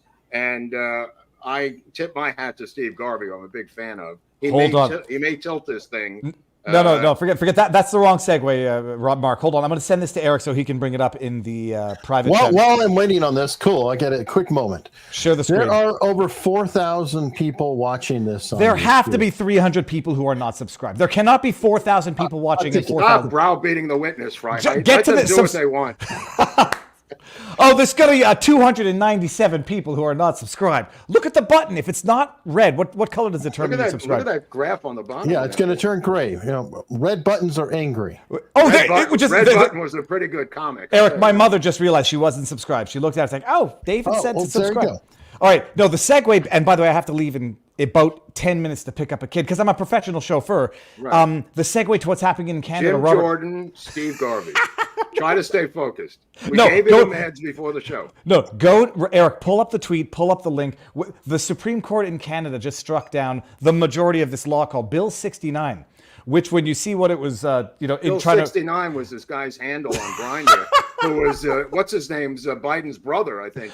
That was his handle, the gay brother now. Well, I don't know that he was, I think someone actually just posted that after having gone. Sure, okay, look at this. Sure, yeah, so Bill 69 was the what did they call it again? It was the Impact Assessment Act or something along those lines. When a province wants to do something with natural resources, they have to assess the environmental impact. And the federal government said, no, we want to have additional oversight to provincial oversight. So we make this Assessment Impact Act, whatever the hell they called it. Can you expand item C of factors to consider at the federal level? They create this commission to assess the impact of environmental projects. Of the factors to consider, the health, social, and economic effects, including with respect to the intersection of sex and gender with other identity factors. This is not parody. This is not a joke. Supreme Court just came down and said, no, this law is totally unconstitutional and struck down. They want when you're gonna lay pipeline for oils, you got to make sure that sex, gender, and other identity factors, the intersection of them, is is factored. I hear DeSantis is sending airplanes to Israel. Robert, is that true? to help out, yeah. I saw DeSantis is sending a plane load of Knishes. He's bombarding Knishes onto the people of Hamas. That's a strange thing. Hunley, how does full-time internet work? How's that going? It's going. It'll be going better if we hit 100,000. That's good transition. Yeah, you're getting better at it. Oh, Hunley, this thing is what you get, when you hit 100,000. I mean, allegedly, there's a rumor that could possibly happen. If we can pull up a few more. I have 7 YouTube accounts. I've subscribed with all 7 of them. Wow. 5 of them are in. 3. Look, the numbers change. Babe Ruth, 714. Here we go. You're going to get there tonight, and when people rewatch this. But, Eric, you shared the Twitter Space link on Twitter, not the YouTube link. I did the YouTube link, dude. No, the one that I retweeted. And I tagged Barnes on it as well. The one I retweeted was Twitter Space, and that's or Twitter Stream. Oh, I did put out the Rumble link to support Rumble. So I don't know how many people are watching on Rumble. Rumble's got 20% off today. I hear it's Death to the Jews Day. No, and all of this, by the way, you let Hunley and Groubert get the silver play button, and then you use the silver play button as the platform on which you put your Rumble. Here, this is how it works. Like this. Right. Oh, look at that. Of course, this one was for 250,000. Check that out. What is that? Wow. This wow. is the Rumble statue. Is there liquor in there? Is there something? No, in but there? it's milled. It's one piece of milled metal. You can't really see how amazing it is. Oh yeah. And then inside there's like a rubber center, and it's absolutely beautiful, heavy. It's really heavy. You know Look what? at While we're on that, let me get to some Rumble rants. We've got a $100 Rumble rant from a Walfer who we both met. He's Alan, and we saw him at the Montgomery meetup when we were down there in Alabama. Longtime supporter, great guy. Let me just read through a couple things here. Jome ZQ, I'm seeing reports emerging that intelligence were watching rehearsals for the attack and took a wait-and-see posture. Somebody else said, as a Eric, you know you can share the screen with Rumble right now so that you could see those in the as you bring them up. Yeah, just open up a new screen and then keep your Rumble rants up and then just share the screen if you want to. Okay, yeah, let me do that real quickly because I'm trying to keep track of what's going on there. So, but read the one about the reports. I mean, you know, who reported? The Guardian reported that Egypt advised Netanyahu, but you don't know if that's true either. If it's That's Egypt a trying good to make source. The Guardian's a good source. I mean, yeah, but no, they also have a vested. I always go to the Guardian first. They have a vested interest also in making No kidding. Netanyahu look stupid. So Yeah, no kidding. okay, What so is all this? here's the This spring rants. went crazy now. What is all this? this is Inception, Mark. This Yeah, is so Whoa. let's Oh, yeah, get wow. through the Rumble rants. Whoa. wait until there you go. No, wait until it goes to the 4 on the side Look because we're at still. this. Whoa, this is crazy. I'm falling over. Anyway, You have now entered the matrix. you know what, I'm going to pull that off. No, it's cool, man. I like it. It's When do I get to see mesmerizing. this new Mission Impossible? Why does it say part 2, by the way, and part 1? Does anybody know anything about this? Mission Impossible. Yeah, the one that's the Oh, newest it's a one. two-part. It's a two-part. So it ends halfway through. Oh, that's nice. For $20, I'm going to watch But it. it's and not good get though. the- It's good. Oh, it's good. Okay, I'm It's gonna the do it best then. Mission Impossible by a long Right, that's way. what I thought. All right, I'll pay the $20. I'll watch it. I've got. I can watch something interesting tonight. I'm going to have to go in 2 minutes. What should I watch if I want to try to maintain the intention of? Drag Me to Hell. Have you seen the? Have you seen the new Mission Impossible one? No, that's why I'm asking. I was just going Yeah, that's what I. Oh, you're not a Mission Impossible fan, Viva? I'm fed up with heavy movies. on it. Oh, yeah. I'm fed Oh, up with but that was good. That was good. okay. It's the first of a two-part series, but it's No, good. I'll watch it. Oh, Equalizer 3's out. That's always good. Those are good. I started watching Painkiller. Good guy kills bad guy. Always good. Taken was pretty. The Taken series was pretty good. with Liam. Neeson. I've also Yeah, turned into a Taken curmudgeon. I haven't seen them. What if they took your daughters? What would you do? I Yeah. I have If you a like special old skill. sci-fi. I would nag- One is good. No, what did I watch? This movie called Bad Words with Patrick Bateman, I think is his name. or Oh Bateman. yeah, I remember that. It was a spelling bee movie. It was kind of funny. There, Barnes. There, What's he okay. do? Okay. What is that? Oh, how'd you do that, Eric? Oh wow. So That's yeah, pretty- thank that's you. pretty. Yeah, Okay, unleash I popped these. expertise. Hold on. How'd you do this? I popped it out, and then I shared that as the window. But anyway, so these are two more good. That's Rumble rants. People. Yeah, this guy on the bottom says 6 hours is basically the timeline as a military reservist. Who is this guy wearing Israeli military outfit in the Congress today? Oh, yeah. Who was that? Oh, Representative Most. The guy's got no legs. what does QRF mean? QRF timeline. I don't know. And Something anyhow, reactionary force. I don't know. Maybe. Maybe quick definitely quick queer. reactionary No, force. it's a gay force. It's queer. It's queer. Oh, okay. So it's the Rainbow Brigade. I The do Rainbow love Brigade. It's a I training do love brigade. the whole Okay. Queers for Palestine stuff. Yeah. it's but Robert, it's like the movie The Happening, where people just they abandon self-preservation in for whatever the reason. Yeah.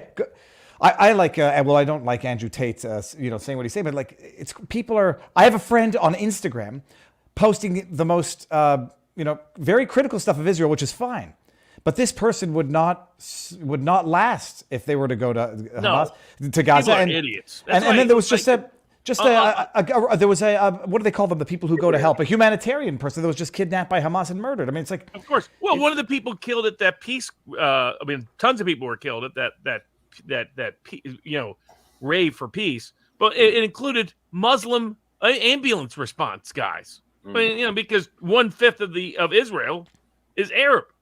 I mean, it's the only actual multiracial, multi-religious Jewish and Arab country in the world. It's not any Arab majority country. It's only Israel. And you have to listen to people spew just gibber. Like when Scott Horton was talking with you, all of them, Max Blumenthal, all of them, they lose their reason. They start getting very emotional. They start getting over the top. That's a sign that Speaking this of is Max not Blumenthal. a logic-driven belief system. I'm gonna watch Blumenthal on Tim Pool. Now I don't want to be rude, guys, but I do have to go because otherwise, if I don't pick up a child, I've failed. We to- got plenty of room. Brandon. Go do what you got to do. All right. Your box Go. will disappear. Let some rando It'll pick be him like up. we never even knew you. You can put the Rumble Rants replace me with that. Barnes, see you Sunday night. All right, guys, have a I'll good see you one. next week. Oh yeah, and we're doing We're an gonna go on the boat, right? We're gonna get some fish. We're gonna do a lot. We're gonna go fishing, and we're gonna do Right, an so he's studio on a interview. boat. Don't say it. We're gonna go fishing. We'll get the steaks, and then we'll go to Miami. We'll get the. Deal. Okay, go. Now, what happened to Barris? I thought he was stopping by. I don't know. But anyway, Okay. Super Chat. If you want a good laugh, watch Max Blumenthal and Tim Pool when hippie Ian starts lambasting Sidney Blumenthal for being a criminal gun runner for the Clintons. His face goes blank stare, See? and he doesn't say, "Oh, that's my dad." Right. That's what I was, joking about, was his relationship to his father. That's what drives this crazy train. Are you guys going to cover this on Sunday, Barnes? Oh, well, we already have, and we did a sidebar with Owen. That was really good. Okay. And Owen is being imitated on Twitter. Oh, I heard that. So Spoofed? Yeah. we're going to have to subpoena Twitter. I'm also representing George Gammon because someone stole his account. What is it? People in the Bitcoin space, if you don't believe everything they believe, even though, Gammon's a Bitcoin advocate, but he's not, Bitcoin, he doesn't just say whatever sounds good for Bitcoin. So somebody went in and stole his account and is pretending to be him and is stealing information, property, etc. Twitter won't fix it. And so I'm having to threaten Twitter that I'm going to sue them because they're facilitating the theft of property. Wow. And by the way, he's a subscribe guy. He's guy paying $8 a month to Elon to make sure this doesn't happen to him. Wow. So it's a place where I think Elon cut so much in staff. Much of it worked. Yeah. But one place it hasn't is this problem. Did you listen to that interview with Walter Isaacson on Lex Friedman? Because I thought it was very interesting. He said that Elon has a 20% rule where when he makes a cut, he cuts 20% too deep. And when he determines that, then he goes ahead and says, okay, I cut too much. Now I can hire some back. And remember, he is starting to recruit people. So that may fall into effect. And you might want to check that interview out, Barnes. It could be relevant. What's your take on Lex Friedman? I kind of wonder if he might not be a state actor. Yeah, because I get that a good bit from people. Darren Beatty thinks it's weird how YouTube promotes him so much. Well, and Rogan, and it's like, how did this guy come about? He's just always in line. Somebody has sent me things claiming that he's actually paid off for specific interviews ahead of time. I mean, how in the world is he getting Musk and Zuckerberg and Musk again? He's got Musk again, I think, in a day or two, and then Rogan is like in love with the guy and giving him a $5,000 watch that is his own. There's a lot of weird things. He's an interesting interviewer, but then Patrick Bet-David, same question. He ran an MLM. Well, he's a natural Persian marketer. Those Persians in LA especially are some of the best marketers I've ever met. Mm-hmm. And he is you're right. You're right. A real estate MLM thing. So, but people were asking me, I was like, he's good at picking up, like Rogan, little bits of other people's ideas. I wouldn't confuse him with an intellectual. God bless him. So you know what I mean? I mean, I see him as someone who's, good at, this is what Rogan does well. I'm going to do some of that. I'm going to borrow a little bit of this. I'm going to listen to a little bit of that. I'm going to listen to a little bit of that. But it's not like someone sent me, they said, hey, you should listen to Patrick Bet-David's take on the Israel issue. I'm like, why would I do that? I mean, God bless tried. That's why I said I turned it on with Jimmy Dore and Tim Pool and him and just went around in circles. It was like three idiots sitting in a bar. Well, I like Tim Pool, but I mean, seriously, are we going to confuse him with an intellectual? I mean, clearly they didn't have a take on any of this stuff. They had no take. Of course, he's a skater. I mean, he's a skater that is good at imitating a lowbrow Joe Rogan. And I like Tim Pool. Nothing against him. I'm saying I'm not going to look to him as a source. Yeah, no, I agree. Well, and then Jimmy Dore, he's ducking the issue.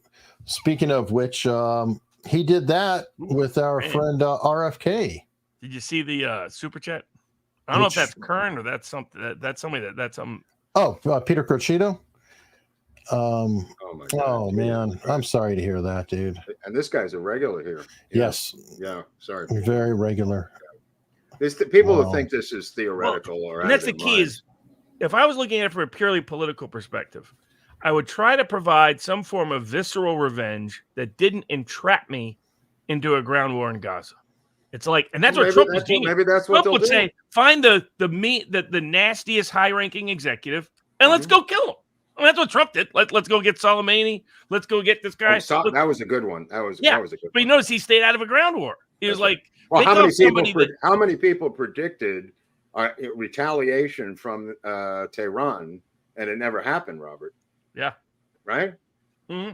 Oh, yeah. Remember, Trump put out one of his great tweets. You say another thing, I got, maybe there won't be Iran tomorrow. And that's where Trump was genius. People are like, is he crazy enough to nuke us? Maybe he's not. Maybe he is. Maybe. I heard that take about Bolton. And that surprised me too. Bolton's just a crazy war whore. No, but somebody said. You mean from Bolton? Right, that Trump having him on staff was to make everybody go, oh God, he might actually go after us. So there was that was the Nixon madman strategy Kissinger used in Paris, Robert, right? And Trump's better at it than Nixon is. Yeah, well, nobody really believes he learned it from Nixon, though. He did, yeah. Hold on, there's a break in the action from our sponsor, Leninade. If you're going to topple a Marxist regime and impose another Marxist regime, make sure you have plenty of Leninade. Thank you. What is that? That's the Leninade. It's got a Lenin slogan inside the bottle cap. It's being sold in LA. Where is that from? Here in LA. So it's an actual Leninade. Leninade. I mean, come on, Robert. I mean, it speaks for itself. Oh, I do got it. Can you order those online? I don't know. I bought it in a store. It is a real product. It's a real product. I bought it in a real socialist store with American. You guys got any sponsors? Not this week. We've got a couple. Not this week though. Yeah, we have had a couple of sponsors. We found a John Kerry collection of cards, and they've been sponsoring the show each week. Today is the 3 of Spades. This is a political analyst from years ago named Paul Begala, the 3 of Spades. Oh, yeah. In the John Kerry collection trading card series I have. And the second one, you may remember this guy because you have to be a real political junkie to remember this guy. As Veterans for Kerry is a former congressman from New York. Robert loves him. Let's give a hand to Charlie Rangel. Robert, remember? Well, he kind of replaced Adam Clayton Powell, but he was a poor man's version. Replaced Adam Clayton Powell because they tried to vote him out, and I came in afterwards. Remember me, Robert? He was such a poor man's version of Adam Clayton. I know. Well, I see your card, and I have one of ours. Oh, that's a good one. That's a good one. What is that? Very, very fine David Ferry, who is a freak. This is our JFK trading card series. Oh, you have a JFK trading card series. Yeah, yes. Which you can buy from us online or in Dallas. So I think when we go there, we'll bring some with us. Yeah, we might have some with us. Yeah, definitely. That'll be fun. So while we're shifting gears, I know everybody wants us to talk about this guy. Bobby Kennedy. Well, I'll give you my take quickly. 5,000 to get in. That's my take quickly. Holy crap. That's Drew Prinsky. Yeah. Dr. Drew, that's pretty smart. That's interesting. I told you Drew would vote for him. Yeah. I mean, my take is a Kennedy campaign is good for populist cause, but here's the 3 impacts of Kennedy's campaign. One is primarily it reduces the risk of them removing Trump from the ballot, because if Trump is removed from the ballot, that's the only likely path they will perceive. I know Kennedy sees it differently, but the establishment will think the only way Kennedy has any shot at being elected president is if Trump is taken off the ballot. So if they don't want Kennedy in, then they have to leave Trump on the ballot, because as much as they hate Trump, they fear Kennedy more. The second impact will be on the campaign itself. Trump benefits from competition. So the more Trump believes that Kennedy could take votes from him, the better Trump will be at highlighting the issues of common cause between his voter and Kennedy voter. Because your core Kennedy voter doesn't like Trump. Your core Trump voter's never been a Kennedy fan. The key is this independent swing vote that likes both of them. And if Trump has to compete for votes, that's when he does his best. And Kennedy forces him to compete by the better side of the populist side of Trump. That he'll want to make sure there's nobody who votes for him over Trump, votes for Kennedy over him. And the best way Trump can do that is to make sure he's not as vulnerable as he could be on certain populist issues. So to get more, continue to move in a populist direction on the vaccine, continue to stay in a populist direction on war, don't get trapped into supporting any war anywhere, stay smart on the economic policies and being, sympathetic to the auto workers, things like that in the Midwest. And he steals all of Kennedy's thunder, because I think the most likely outcome come election day, assuming Trump is not removed somehow from the ballot. If Trump is removed from the ballot, I think Kennedy will actually be elected president. If Trump is not removed from the ballot, Kennedy, and I think Trump will run a smart populist campaign. On election day, the only people that will vote Kennedy are people that just can't stand Trump, because Trump will have successfully persuaded the ones that could vote Trump. So it's going to be a live dynamic, like most third-party independent candidates. You're going to have a lot of vote parking. The key independent vote that Kennedy's reaching right now is a young millennial minority working-class voter that has never voted anything but Democrat, but doesn't want to vote Democrat again. And Trump can reach a good number of those voters. Some can't, but there's some that he can. The ones that he can, some of those will park their vote with Kennedy rather than say they'll vote for Trump, who they've kind of disliked for the last 5 years, but are changing their minds on, or some still dislike, but they like the fact that the economy was good and we had peace abroad and prosperity at home, not war abroad and poverty at home. So I think the net effect will be that. I think Kennedy thinks this is 1968. It's Joe Biden as Lyndon Baines Johnson, Donald Trump as George Wallace, and that he can win like his father would have had his father not been killed. I understand. I respect Bobby Kennedy's view. I think more realistically, as long as they don't remove Trump from the ballot, Trump is more likely to. Trump is not Wallace. Wallace is also misunderstood in many respects, but Trump is not Wallace at all. Trump has aspects of appealing to maybe the same kind of voter group, just in the populist sense. But I think net effect long term is that if Trump is smart, Kennedy's presence helps Trump on the ballot because of the insurance it provides from being taken off the ballot primarily. But secondarily, I have confidence. Like, Barris and others are worried that Kennedy will take votes from Trump. I think that only happens studying third-party independent campaigns for a long time. If Trump doesn't run a smart campaign, if he leaves those votes to go to Kennedy, then that would be done. That would be on Trump. I don't see Trump doing that. Trump sees competition and he wakes up, and he knows exactly which voter would pick him over Kennedy if he hammers the right issues. And I think he'll hammer those issues excellently, but throughout the fall election. My guess is Robert Kennedy's net effect is he helps build a small independent left populist movement down the road. Helps educate millennials on the populist alternatives to the institution, the Democratic institutional prerogative. But he probably doesn't get more than 4 or 5% nationwide. He'll get more in states that are not competitive. He'll probably end up with 2 or 3%. And that 2 or 3% in your swing state is going to be your hardcore, never vote Trump crowd. If Trump does his job and make sure that your older blue-collar voter who may like the Kennedy name votes Trump, as long as Trump hammers home the right populist message. That's what I think. But it's going to be a live dynamic. I'm personally glad Bobby's running because primarily, well, one, I think he's a good populist voice, but two, the escalating risk of Trump being removed from the ballot, he provides excellent insurance against that risk coming to fruition. That's my take. Well, let me ask you this: he can't possibly win. So when he bails out, if he does, unless they take Trump off the ballot, I think he could win if they take Trump off the ballot. In what particular state does Trump get taken off the ballot? Oh, I'm hoping he doesn't get taken off in any. No. Yeah. I know you're hoping that, but I'm saying, what state are you referring to? All the states? I think in their goal, they would take Trump off the ballot in in the close contested states by going to court and the Democratic states through a legislative act. But like right now, like if you're them Yeah. Your ideal scenario, you take Trump off the ballot in every state. But let's assume that, you recognize that's not likely to occur. But the path they're choosing is no longer the state governor or secretary of state.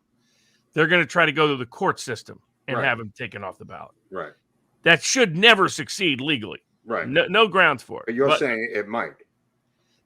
I'm saying the risk of that, yes, it might.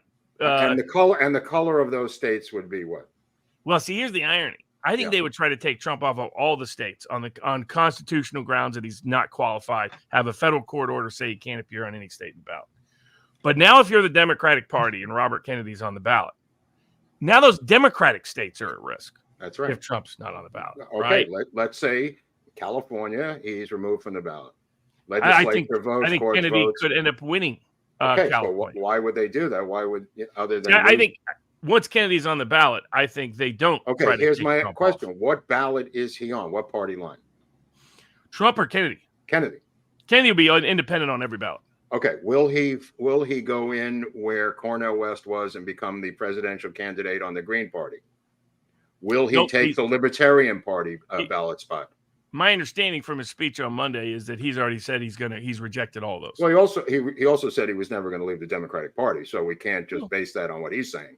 I think because he was making that decision over the last several months, that if he was going to align with a party, he would create a fusion ticket, and he decided not to. Right. Okay. So what does it say? Independent on a particular state ballot? It says independent candidate. Okay. Yep. And he picks a vice president who is who? My guess is Tulsi Gabbard. Oh, he picks Tulsi Gabbard. Okay. That's more interesting. Okay. The money that he's sucking out of the finite political world, how does Trump get that money back? I think it depends on where you think. My guess is, especially now that he's running as an independent, I think as a Democrat, he was going to get... how much is this thing that Eric put up? What was that per ticket, Eric? Is that 5,000 a ticket? How much? Yeah. $5,000. $5,000 a person. Okay, that's $5,000 that Trump is never going to get on the planet Earth. Let's say this. Okay, so now he's hurting Trump on just not the numbers that you're talking about. There's other levels of him hurting Trump, Robert. I think that on the money side, the very little of it comes from people who are willing to fund Trump. Well, I've seen the people, who would go to an Eric Clapton concert and pay $6,000 for a ticket when it's down to two candidates and don't have any $6,000 left, will not have the choice. So you're right about that. But I think even to the money people that did, at least your core Kennedy base, the core, not all the people he could get votes from, but the core. In my interaction with them, they are like 95% anti-Trumpers. Right. So that's fine. The people we know are different than the people that are his donors, volunteers, organizers. You've got two essentially anti-deep state candidates. Yeah.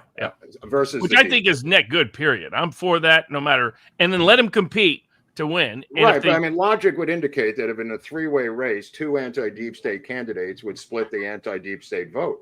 What am I missing here? Because of the nature of who that vote is. But so there's only two people that are running. You got a third person who's now also anti-deep state, essentially the same as the other candidate in a lot of overlaps, right? Now, on the issues that matter to us, yes. Right, but if I am a non-deep state candidate, I look at these two maniacs. I'm not saying that they're maniacs to me, but I look at it. I'm the white mother of three with no father. I live in the suburbs. I watch MSNBC, CNN. I'm not voting for either one of these people on the face of the earth. Now I have two people I don't have to vote for. Well, it depends, because those the kind of issues that work with us in terms of deep state issues, 90% of the American electorate disconnected from. So they're looking at everyday economics. They're looking at party branding. They're looking at candidate branding. So the net effect is that voter is already concluded. They don't really want the swing voter group. Let me ask you, why wouldn't he come back with a wide open field, RFK, and run in 2028? Well, I think he still may. But okay. He has a certain assessment of, but it's still better for Trump, in my view, that he runs. If he doesn't run, the risk something happens to Trump between now and Election Day is much higher. Is it possible if he knocks off Trump and Biden gets a reelection and he then puts this feather in his cap and says, I'm your candidate for 2028. I helped knock off Trump, who I didn't like, Nobody liked him. Biden's been an old family friend for many, many years. I didn't agree with Biden on every policy, but I wasn't going to allow Trump to ever get near that White House again. Now I am the candidate that knocked off Trump. I want you to vote for me as the Democratic 2028 candidate for president. Yeah, the thing is, that very pitch tells you something about who would actually vote for him. Mm-hmm. It's someone who would vote for him over Biden, not vote for him. Well, Biden's gone. This is 2028. It's a wide open field. So 2028, it's him, Newsom, and a bunch of other mutts. He really has given up on the Democratic Party. Okay. All right. Well, that's my takeaway from it. Right. I thought he would run in the Democratic primary this process, and then run in the Democratic primary again in 2028. Right. He was he gave up on the party. I mean, it took him about 6 months, but I don't believe that. I think he would come back in 2028. But let me ask you this: the guy says, and I agree with him, that the CIA killed his father and his uncle. Right. Yep. Why would he be over the moon that his son would marry a CIA agent? He believed. Well, he's just like his father and his uncle. They always believed the best. In this, it's where I angels, the better angels. Yeah, exactly. It's where it goes back to my old Ralph Nader debate. Another former client, because Nader was always like, I remember him telling me, he goes, Robert, you don't understand. There's libraries everywhere. I mean, this is after Nader got the crap kicked out of him 4 straight years, sued into oblivion. All of his former people abandoned him. All of them called him the devil for the next decade, so on and so forth.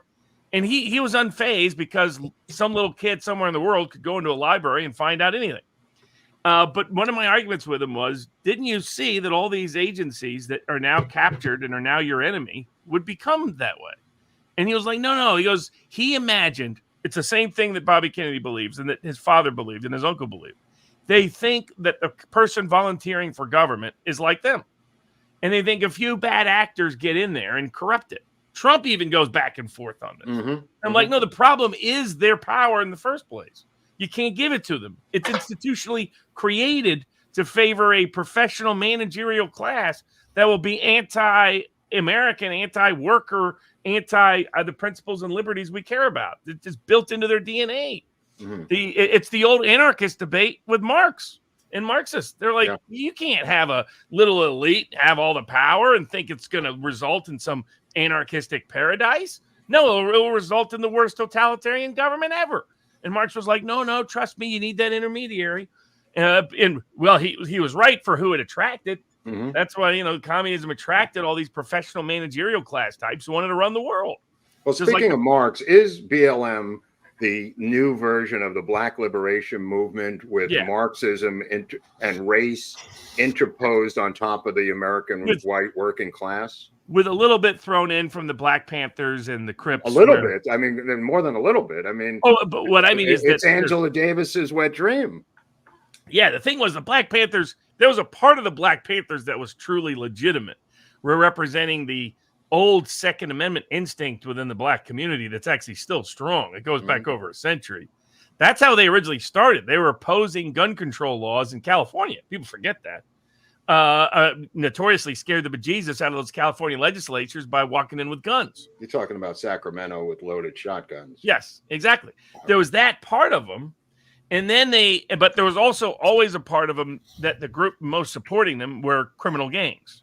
And then they just went more and more. And the Crips are like, hey, we shouldn't be a gang. We should call ourselves the Committee for Revolution and Progress, or whatever that thing is. Do you think it helped BLM to put in motorized hang glider memes supporting Hamas? That's got to be the biggest PR mistake. One of the biggest. That, along with the Harvard students who thought, we're going to stand up for Hamas and the Palestinians. And they're like, oh, we might lose our corporate law jobs? Wait a minute. I don't get to throw out more people tomorrow? I don't get to get my fact checked. Well, the BLM has been exposed as a Marxist organization and hiding behind race, which is what we all knew from the beginning. Will the American people begin to look at BLM differently, the corporate level? I think, that's the question, is whether the corporate types back off. Because the corporate types are back. I mean, ESG was always partially a scam. It was a way for some people on Wall Street to shake down a bunch of lefties for easy cash. Yeah. But as it backfired financially and politically, you're seeing them walk it back. BlackRock's walking it back. My guess is BLM's met there'll be another racial grift, because that's the history of racial grifts on both sides. Just like there'll always be another Nick Fuentes, there'll be another, Clan, there'll be another. I mean, my favorite racial grifter of all time, though, has to be Morris Dees. Because I forgot about him. Yeah, Morris Dees was pretty good. I mean, he's the founder of the Southern Poverty Law Center, but people forget he was the lawyer and fundraiser for the Klan. Yeah. And then he figured out, I can get a bunch of liberal Jews in New York to write me more checks than right-wing racist in Alabama. So I'm going to be the anti-Klan guy. And that's what he did for 50 years. I mean, it's like this guy went from one grift to the next grift in 5 seconds. He didn't even have a, Paul conversion story along the way. He just I mean, when the Weather Underground surrenders, we did an episode on the Underground. I don't know if you've done a hush hush, but we did one on the Weather Underground. And when they surrender, they publish Prairie Fire the year or two before. They distribute hundreds of thousands of copies. And in Prairie Fire, this is their magazine. They talk about going back in and they surrender, and without any penalty, there's no jail time for Bernardine Dorn or Bill Ayers or anyone, Jeff Jones. They move right into the institutions and they begin their long march takeover of the institutions. And I strongly recommend Chris Rufo's book, the new one, Robert, about the takeover of the institutions by the left. Now, I don't think this might be a good America's Untold story. The Forrest Carter educational little tree story. Do you know that story? The guard who was this is the guy who wrote the "I grew up as an Indian" and it became. There's the Marlon Brando one who was feted by Janet Yang at the Academy the first day she became president of the Academy of Motion Picture Arts and Sciences. She was a fraudulent Indian her entire life. The day she died, her family came out and said she was not an Indian, and she represented the Indians in every movie event there was. This guy's even better because it's right up your alley, Hollywood. This guy wrote Outlaw Josie Wales, right. The Education of Little Tree. Told this. So he lived in West Texas or New Mexico with all the lefties and the hippies in the late 60s, 70s, 80s. Forrest Carter.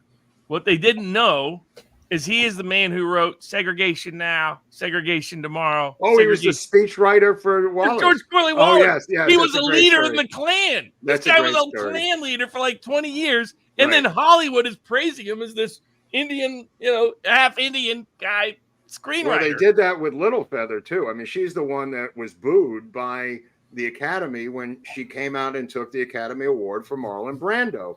And they issued a public apology. They gave her a special award, and she was a phony Indian as well. My mistake was going to Hollywood and posing as a white Jewish screenwriter. That was a blunder.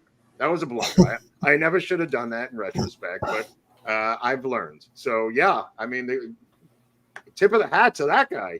Is there are there stories like that within Jewish or Arab community, like somebody pretending to be Jewish who wasn't, or somebody pretending? Nobody pretends to be Jewish. They always pretend to be black or Indian or anything. I don't know anyone. Lenny Bruce once said, I accept that I'm Jewish. I'm not proud. I'm proud that I'm Jewish, and I'm not glad I'm Jewish. Was what Lenny Bruce said. And there's a lot of the deviations of that story. Like you'll defend yourself in a fight, but you don't go running around like Maya Kahana. In the JDL, which we may see, I'm predicting a resurgence of after this. There will be, out of Brooklyn, there will be a new JDL. And they will call themselves the new JDL, just like the new Black Panthers. Right. Well, do you hear Viva? Viva for years is known of a major scandal in America. But he didn't want to do anything about it when he was at the store because he thought it'd make him look like a Jewish stereotype. What it is it's now just being exposed to all these lawsuits. Walmart, these other places, they'll list a price on the shelf, and you'll buy it, and it's a different price actually at the register. No. Yes, and they were doing it systematically, and so they would plug in the people in corporate would plug in different numbers than what was there. Well, leave it to Viva. He spotted it years ago. He's like, that price is off by 22 cents. Oh no! But Viva's like, I can't. But if I say anything, they're gonna think, oh, look at the Jew complaining about the 22 cents. Well, he was rolling around. He could have exposed it years ago. He could have exposed this incredible fraud and saved us all millions. He was rolling around with Marion through Palm Beach last week, Googling the price of homes, comparing it to Trump's Mar-a-Lago and the acreage. I mean, he had some website like Zillow or something. That makes perfect sense. Hey, let me go through some locals tips real quickly. Yeah. Entry required. Sent a tip in. Ted Turner would brag that he owned so much property that he had the longest stretch of contiguous property that he could horseback ride through numerous states. Is that true? I Yeah, never it was heard at one that. time. We know that LBJ had that for sure. I mean, it takes you a day and a half to drive through the LBJ Ranch, Robert. You know, Yeah. in outside of Austin. I mean, I don't know I about think Ted Turner. Turner turned a lot of it over, some of it over at least to like various parks and reclamation. But he had like a huge bison project. Yeah, he was a huge. Yeah, thousands of landowner acres out west. in Montana or Wyoming. One of those. He did have tons. You know, I briefly represented the Die Hard director. That famous director guy. What's his name? McTiernan, John McTiernan. Yeah. Because he was getting scammed by this Pelicano. crazy real estate project out of the Mountain West, and right, nobody was okay. paying attention because he got caught up, really incidentally, in something he got too much blame for. All the Hollywood lawyers spying on each other using, questionable investigators, and somehow he went down. Well, for part of that. Pelicano did hard time over that investigator. He wasn't questionable, Pelicano. He was DeBecker before DeBecker was Pelicano. But everybody was. All the lawyers walked. Almost all the lawyers walked. Yeah, because he he was the patsy. He was the patsy.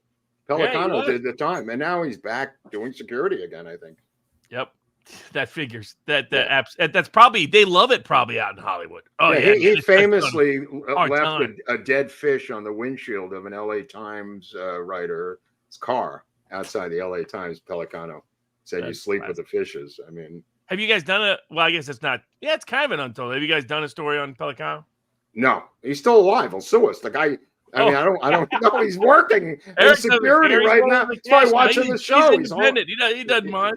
Yeah, I mean, he'll go after New Mexico prosecutors. He's going to show up at DeBecker and Associates like that guy did, strapped with 9mm, trying to get a job on RFK's security team. Yeah. I don't know, but you know what? It will help us defend ourselves if we could get a few more subscribers out of the 4,085 people watching on YouTube right now. On the big board, 740. Yeah, just need 260 more and you're ready to rock. It's turning over in real time. I think you're over 10,000 on Rumble now, right? Yeah, we've been over 10 for a bit. Yeah, folks, you can follow us on Rumble. There's 2,068 people watching there. I'm sure that not all of you are following us on Rumble. Speaking of which, we have two Rumble rants here from Alex Davy Duke, who was at the Las Vegas meetup. I don't know if you remember him, Barnes. He's out of Canada. I remember this guy. Worked in the school system, but yeah, he's saying I'll mutilate the name, like Zbigniew Brzezinski promoting Brzezinski. Okay, promoting jihad. Zbigniew Brzezinski. Yeah. Nobody hated the Soviets more than Zbigniew Brzezinski. I'll tell you that much. Isn't his daughter or granddaughter? What's her name? That's what's his name's wife. Yeah. Okay. That's Morning Joe's wife. Yep. Okay, great. The one that had the bad facial surgery that Trump made fun of. Oh, that's right. Well, she showed up in bandages to one of his parties. That's why. Yeah, I mean, it's genius of Trump. You know, like even everybody took shots at, but it's like, I'm never going to see her again without thinking of her face being all bloody. Dude, I was at a party in Maui and at the home of, I won't go into it, but Meg Ryan showed up post facial surgery, and people were like the same thing, aghast, like, what the hell happened here? Yep.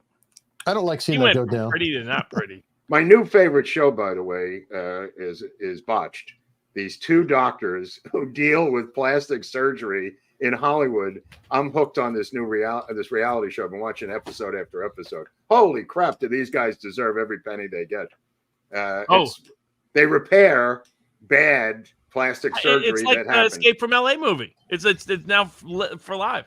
But we did forget. What are the other locals chats, Eric? Well, I never got through the super chat. Oh, I'm sorry. So we stopped at the name, and it just went. So yeah, it's always a treat. Like what's his nose promoting jihad with the Mujahideen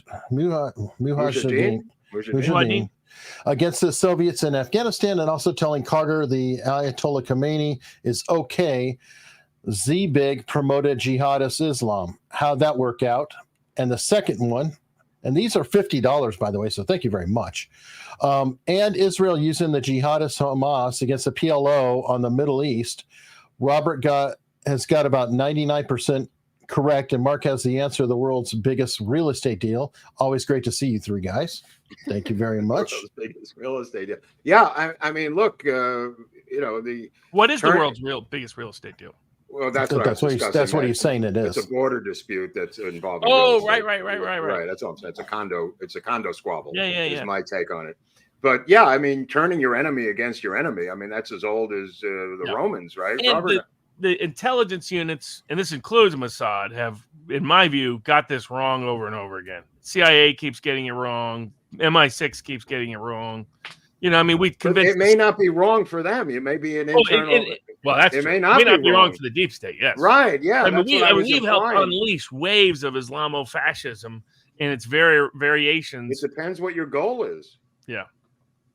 Depends what your goal is. No enemy, no war machine. So they always need an enemy, so they're going to do whatever they need to generate it. Well, it would be nice to have a perpetual enemy, so you don't have to switch to. Well, that's why they love the deep state has to love the Palestinians. Right, as I'm saying, you don't want to switch enemies every 3 weeks. I mean, we've got to make Hollywood movies, and you got. They're done with every single ethnic group on the earth. There's nobody left. Where this new movie, apparently the Maverick one, the Top Gun, they didn't even show the enemy because now it's become taboo. So they're just in masks the whole movie. You don't even know who the enemy is anymore.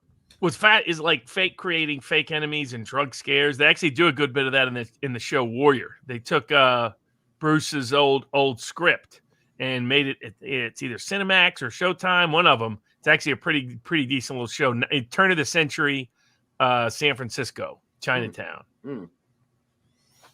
Wow. Duran, Gray Zone. Duran's not really anti-Israel. They're just not pro-Israel. They'll put different people on. Their audience is probably is mixed.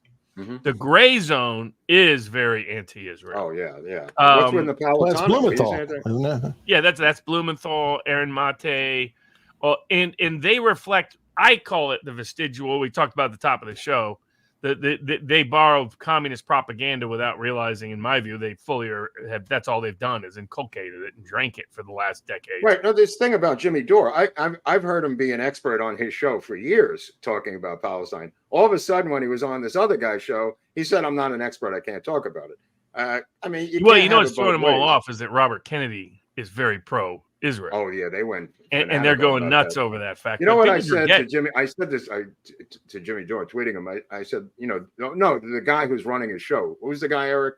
The new guy. Something Pasta, Yo Pasta. Yo Pasta, who's been running his show for a couple of months. I said, when every single person who's anti-deep state is pro-Israel, it might be you, bro.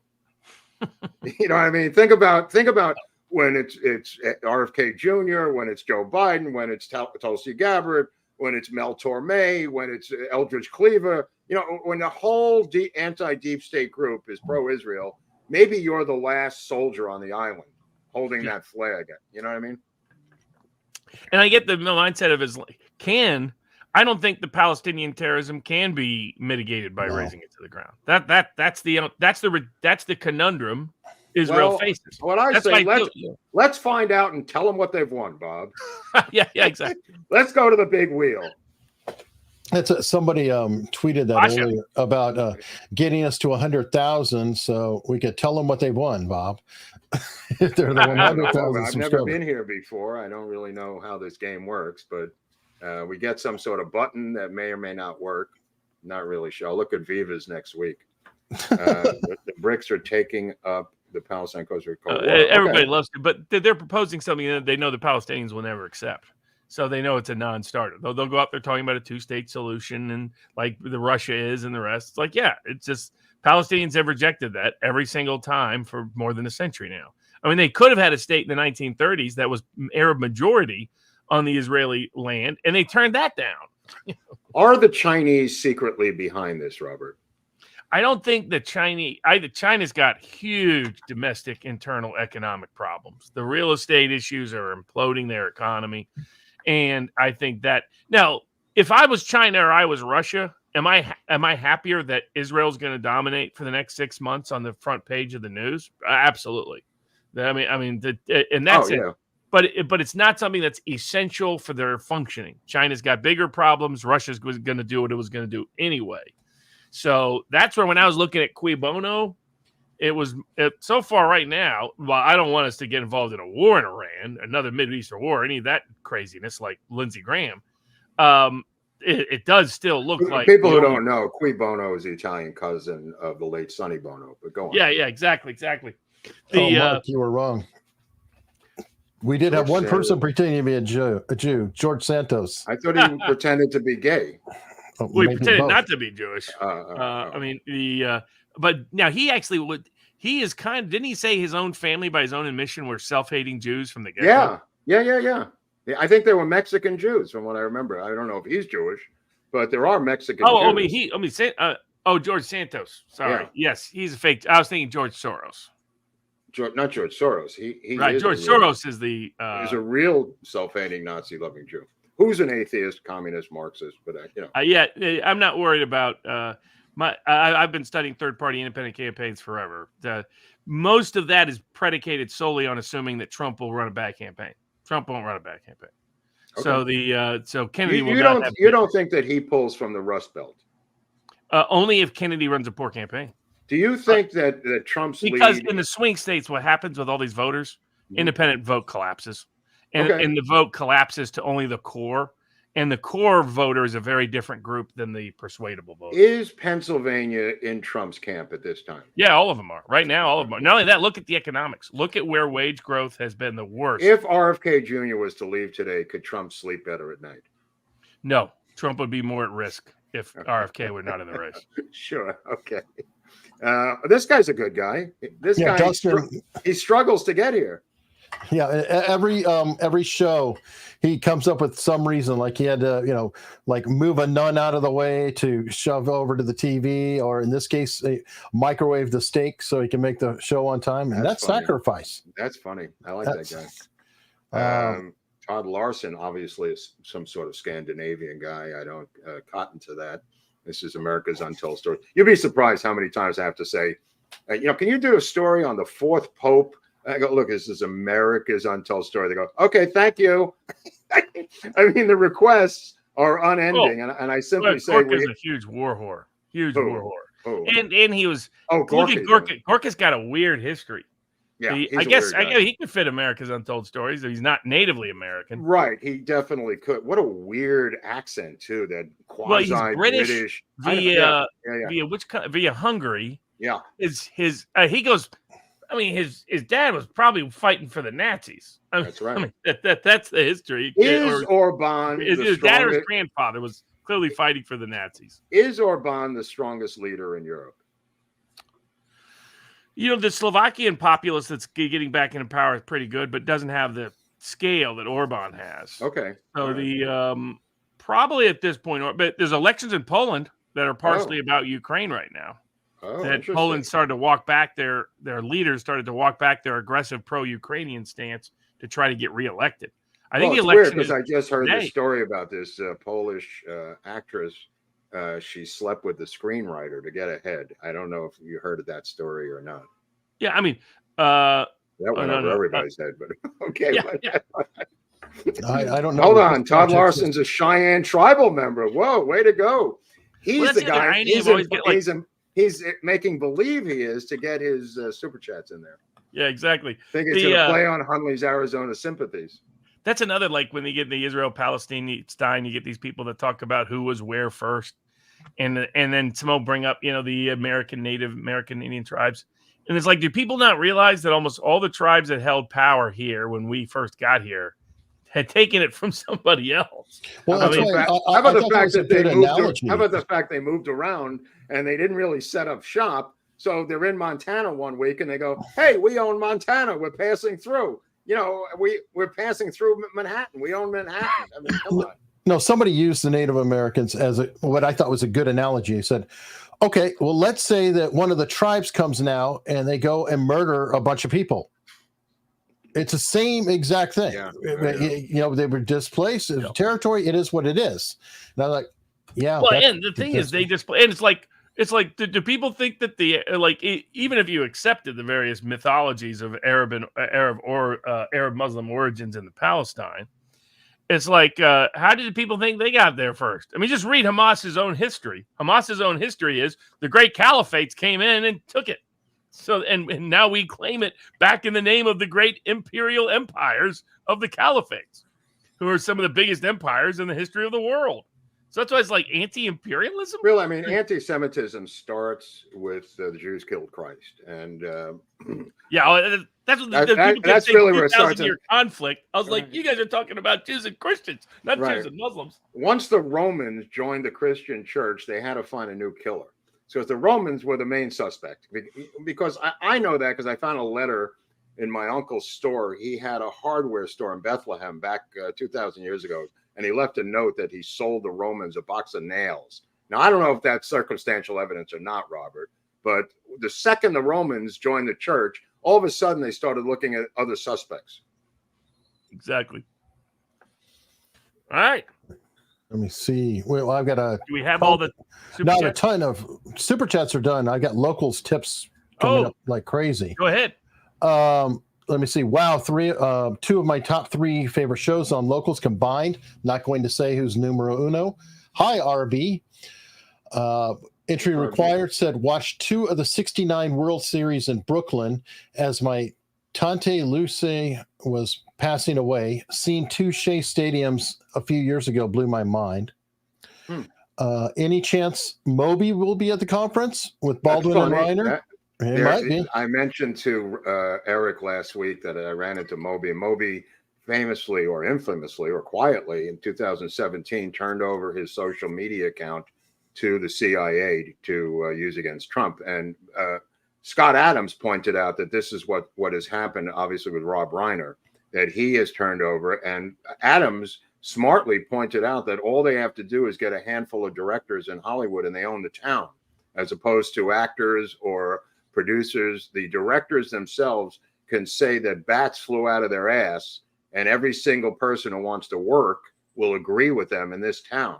And I never thought about that as directly as Scott Adams pointed out. So kudos to Scott Adams for indicating that this 24/7 hair on fire social media account of Rob Reiner could not possibly be run by Rob Reiner.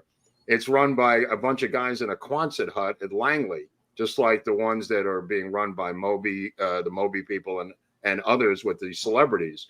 They want to capture your social media for the numbers. Okay. I mean, it's quite brilliant.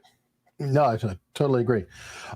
Huron Trader sent a tip. Palestinians will end up on the Mexican border. Everybody else has. I mean, why not the Palestinians? Well, wasn't that the premise of Sicario 2? Yes, which I haven't seen yet, but I'm don't give it away because I think. Oh, it's good. It's good. You know, Sicario 3 is supposed to be coming out in a year or two. Oh, I didn't know that. Okay, I have something to live for. Alehouse 20 said, to all the pro-Hamas demonstrators, tell them what they've won, Johnny. A one-way ticket to the Gaza Strip.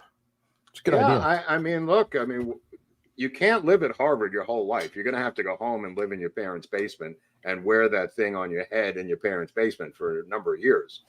Whether Biden gets away with doing away with your student loans is bizarre. I don't know how he expects to pull this off, Robert.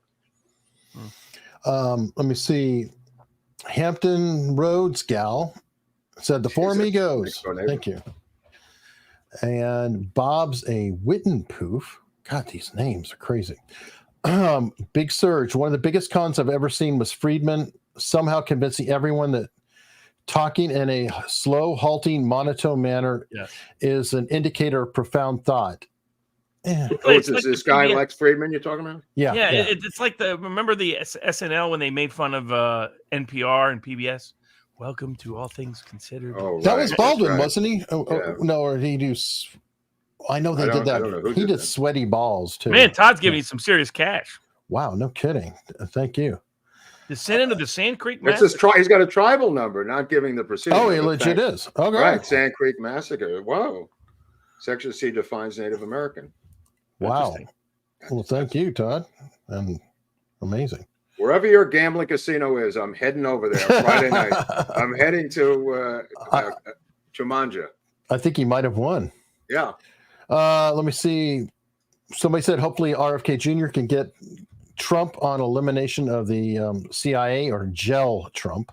So I guess there are a lot of centrist Democrats who will vote for Biden, do not want Kamala as president, that will bot RFK Jr. I don't know what that is. That's probably from a bot.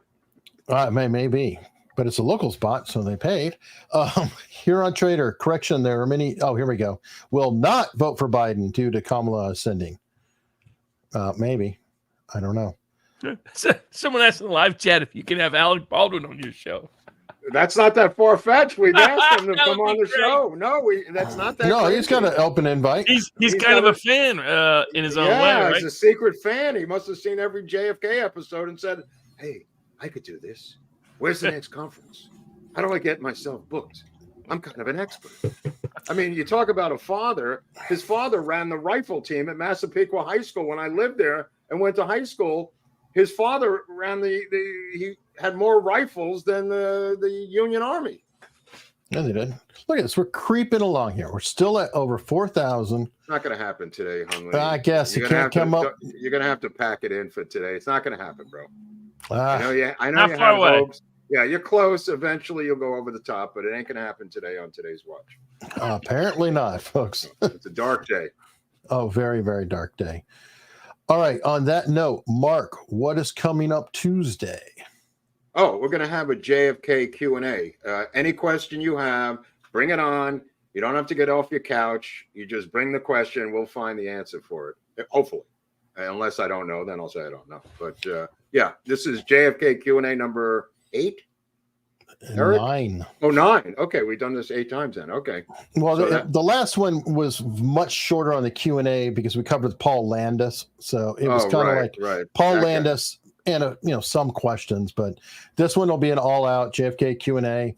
We'll talk about the conference. Who knows? It probably might even be sold out then. And we'll have to be talking about virtual tickets. This guy came out with a book, Robert, this Paul Landis, Secret Service agent. He's got a handler that is worse. Oh, yeah.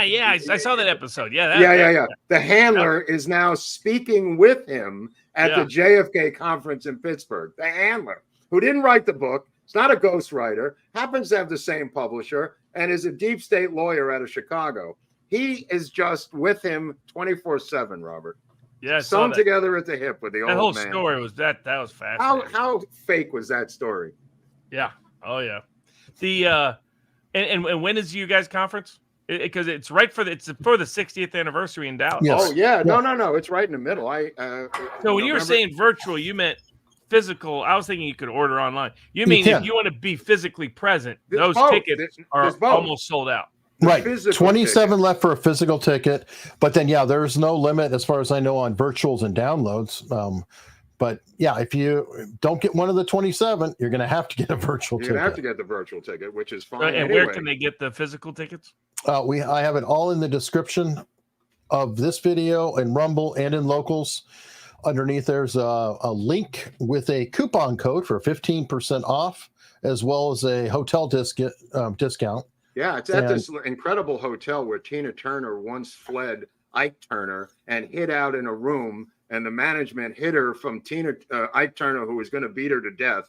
So they made a special Tina Turner lounge because she came back and gave a free concert in the hotel. That's the Lorenzo Hotel in Dallas where the conference is going to occur. Great hotel in Dallas. Are any of those freaky old bars still around? The ones that are around? Did I take you the last time I was there? The Egyptian Lounge, the Campisi brothers. I went to the Campisi Egyptian Lounge where Ruby dined the night before, and I ate in the Ruby booth. So that's there. I mean, there's a bunch of these places that are still exactly the same as they were. What about that Secret Service one? The Stellar is we still got there it, Stellar. too. Yeah, in Fort Worth. Some great steakhouses in Fort Worth, by the way. Just insane steakhouses. Oh yeah. Yeah. Three Forks. Yeah, there's a lot of old money in Fort Worth. There is. And the question, it's cattle country. It's cattle country, and the question always is, what's Fort Worth? You know who lives in Dallas now? Who? Amanda Milius. Oh, I didn't know that. Oh, everybody's going down there. Interesting. Interesting. Well, yeah, what do you think about the mayor? Dallas has the mayor that switched parties, Yeah, Robert. He the went black to mayor switched to the Republicans. not just a black mayor. He was being groomed by the Democratic Party. This was a Harvard graduate. This was an Obama clean candidate. He was their man. And he said, I've had enough. I'm out of here. So I invited him to the conference and asked him to make an intro video for us. So That'd be cool. I know. We'll see what happens. That would be amazing. If I that know. happens. We'll see what happens. Well, Viva says he's going to come down and cover it. So we hope to see Viva down there at least, because it's going to be crazy. Nate may be coming up too. Nate's coming down. This is going to be great down there. This is the mother of all JFK events. This 60th is the mother of it. And they're talking about tearing up Dealey Plaza later in the year to prevent any future people exploring Dealey Plaza. So that may be reason enough to come to Dallas and come to the conference, or just to walk through Dealey Plaza. We did an episode where I walked through Dealey Plaza, and then I took Eric through there, and he saw how tiny it is, which is shocking to anyone who's never been there, just how small the plaza is and how easy the shot is to make. Wow. All right, Barnes, what do you have coming up? Nothing special. Just happy to hop in. I didn't know if you had a film review tonight or anything else you were doing. I do. Before he says something, above and beyond, it's the story of the creation of the Israeli Air Force. It's produced by Spielberg's sister, Nancy Spielberg.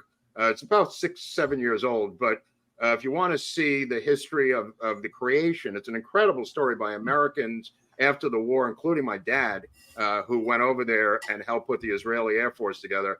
Above and Beyond, it's on Prime Video. You can see it in a bunch of different places. It's a story of Al Schwimmer, how he purchases these B-17s that are out in the desert in Arizona for $5,000 a piece. And then Lou Leonard, who puts together the first Israeli Air Force out of Czechoslovakia, buying these German planes, and they have to fly them to Israel wearing German uniforms. Incredible story. Above and Beyond documentary of the week. And I don't know what Barnes has. That's cool. Yeah. Oh, he's in Oklahoma. Todd, our benefactor today. Oh, okay. You get your tribal money and then go to the Triple Y trailer. Okay. Yeah, good. Well, good movie out on that accord. I haven't seen it yet, but the Scorsese one. Yeah, the based on a true story. Right. Well, I haven't. It's like 3.5 hours. I understand. Yeah. You could have like multiple America's Untold Stories about the background of that. All right, I'm going to look into that. I'm going to see what that Native American story is about. There's a lot of great stories like that out there. I mean, and movies that have been made into them. Well, I did a hush on the Tulsa riots and how it was really not what people think it was, and it's a spin-off of the same problems he's talking about in that movie. Wow. Okay, two things before we go: Jim Jordan, Steve Garvey. Jordan will be the next Speaker of the House. Okay. Any problems with that, or what's your? I think he's net good. I mean, he's not great, but he's better than all the alternatives. And compared to Steve McCarthy, Garvey, I think California, tough state to win in these days. Tough state to win. Okay, well, it's a good take. I mean, Adam Schiff is still in the race. You've got this woman from Maryland who doesn't live here, who is the babysitter senator. She's going to run again. You've got, Schwarzenegger. I'm hearing rumors may throw down. He's starting to make some media moves. He's back to trying to not be as a wuss like he's been the last 5 years. Yes, then that's because he's putting out some trial balloons about the Senate. And he did his documentary that was more about being the whole thing of I was the climate savior didn't really work for buying in Democratic votes. So now they banned Skittles in California yesterday, so I'm stocking up. And Little Debbie's rainbow cakes, you can't get those either. They apparently will kill you. I'm trying to get as many as I can. Skittles and Little Debbie's chocolate cakes, the rainbow ones with the Skittles on top. They make Little Debbie's in my hometown, Chattanooga, Tennessee. That's right. And we're going to do an episode. Maybe you can make Stalin Skittles and you can get them back in. You can buy Stalinade, which is coming out soon. This is, of course, Leninade, but you can't buy Skittles in California. Remember that. On that note, we'll see everybody on Tuesday. Thank you.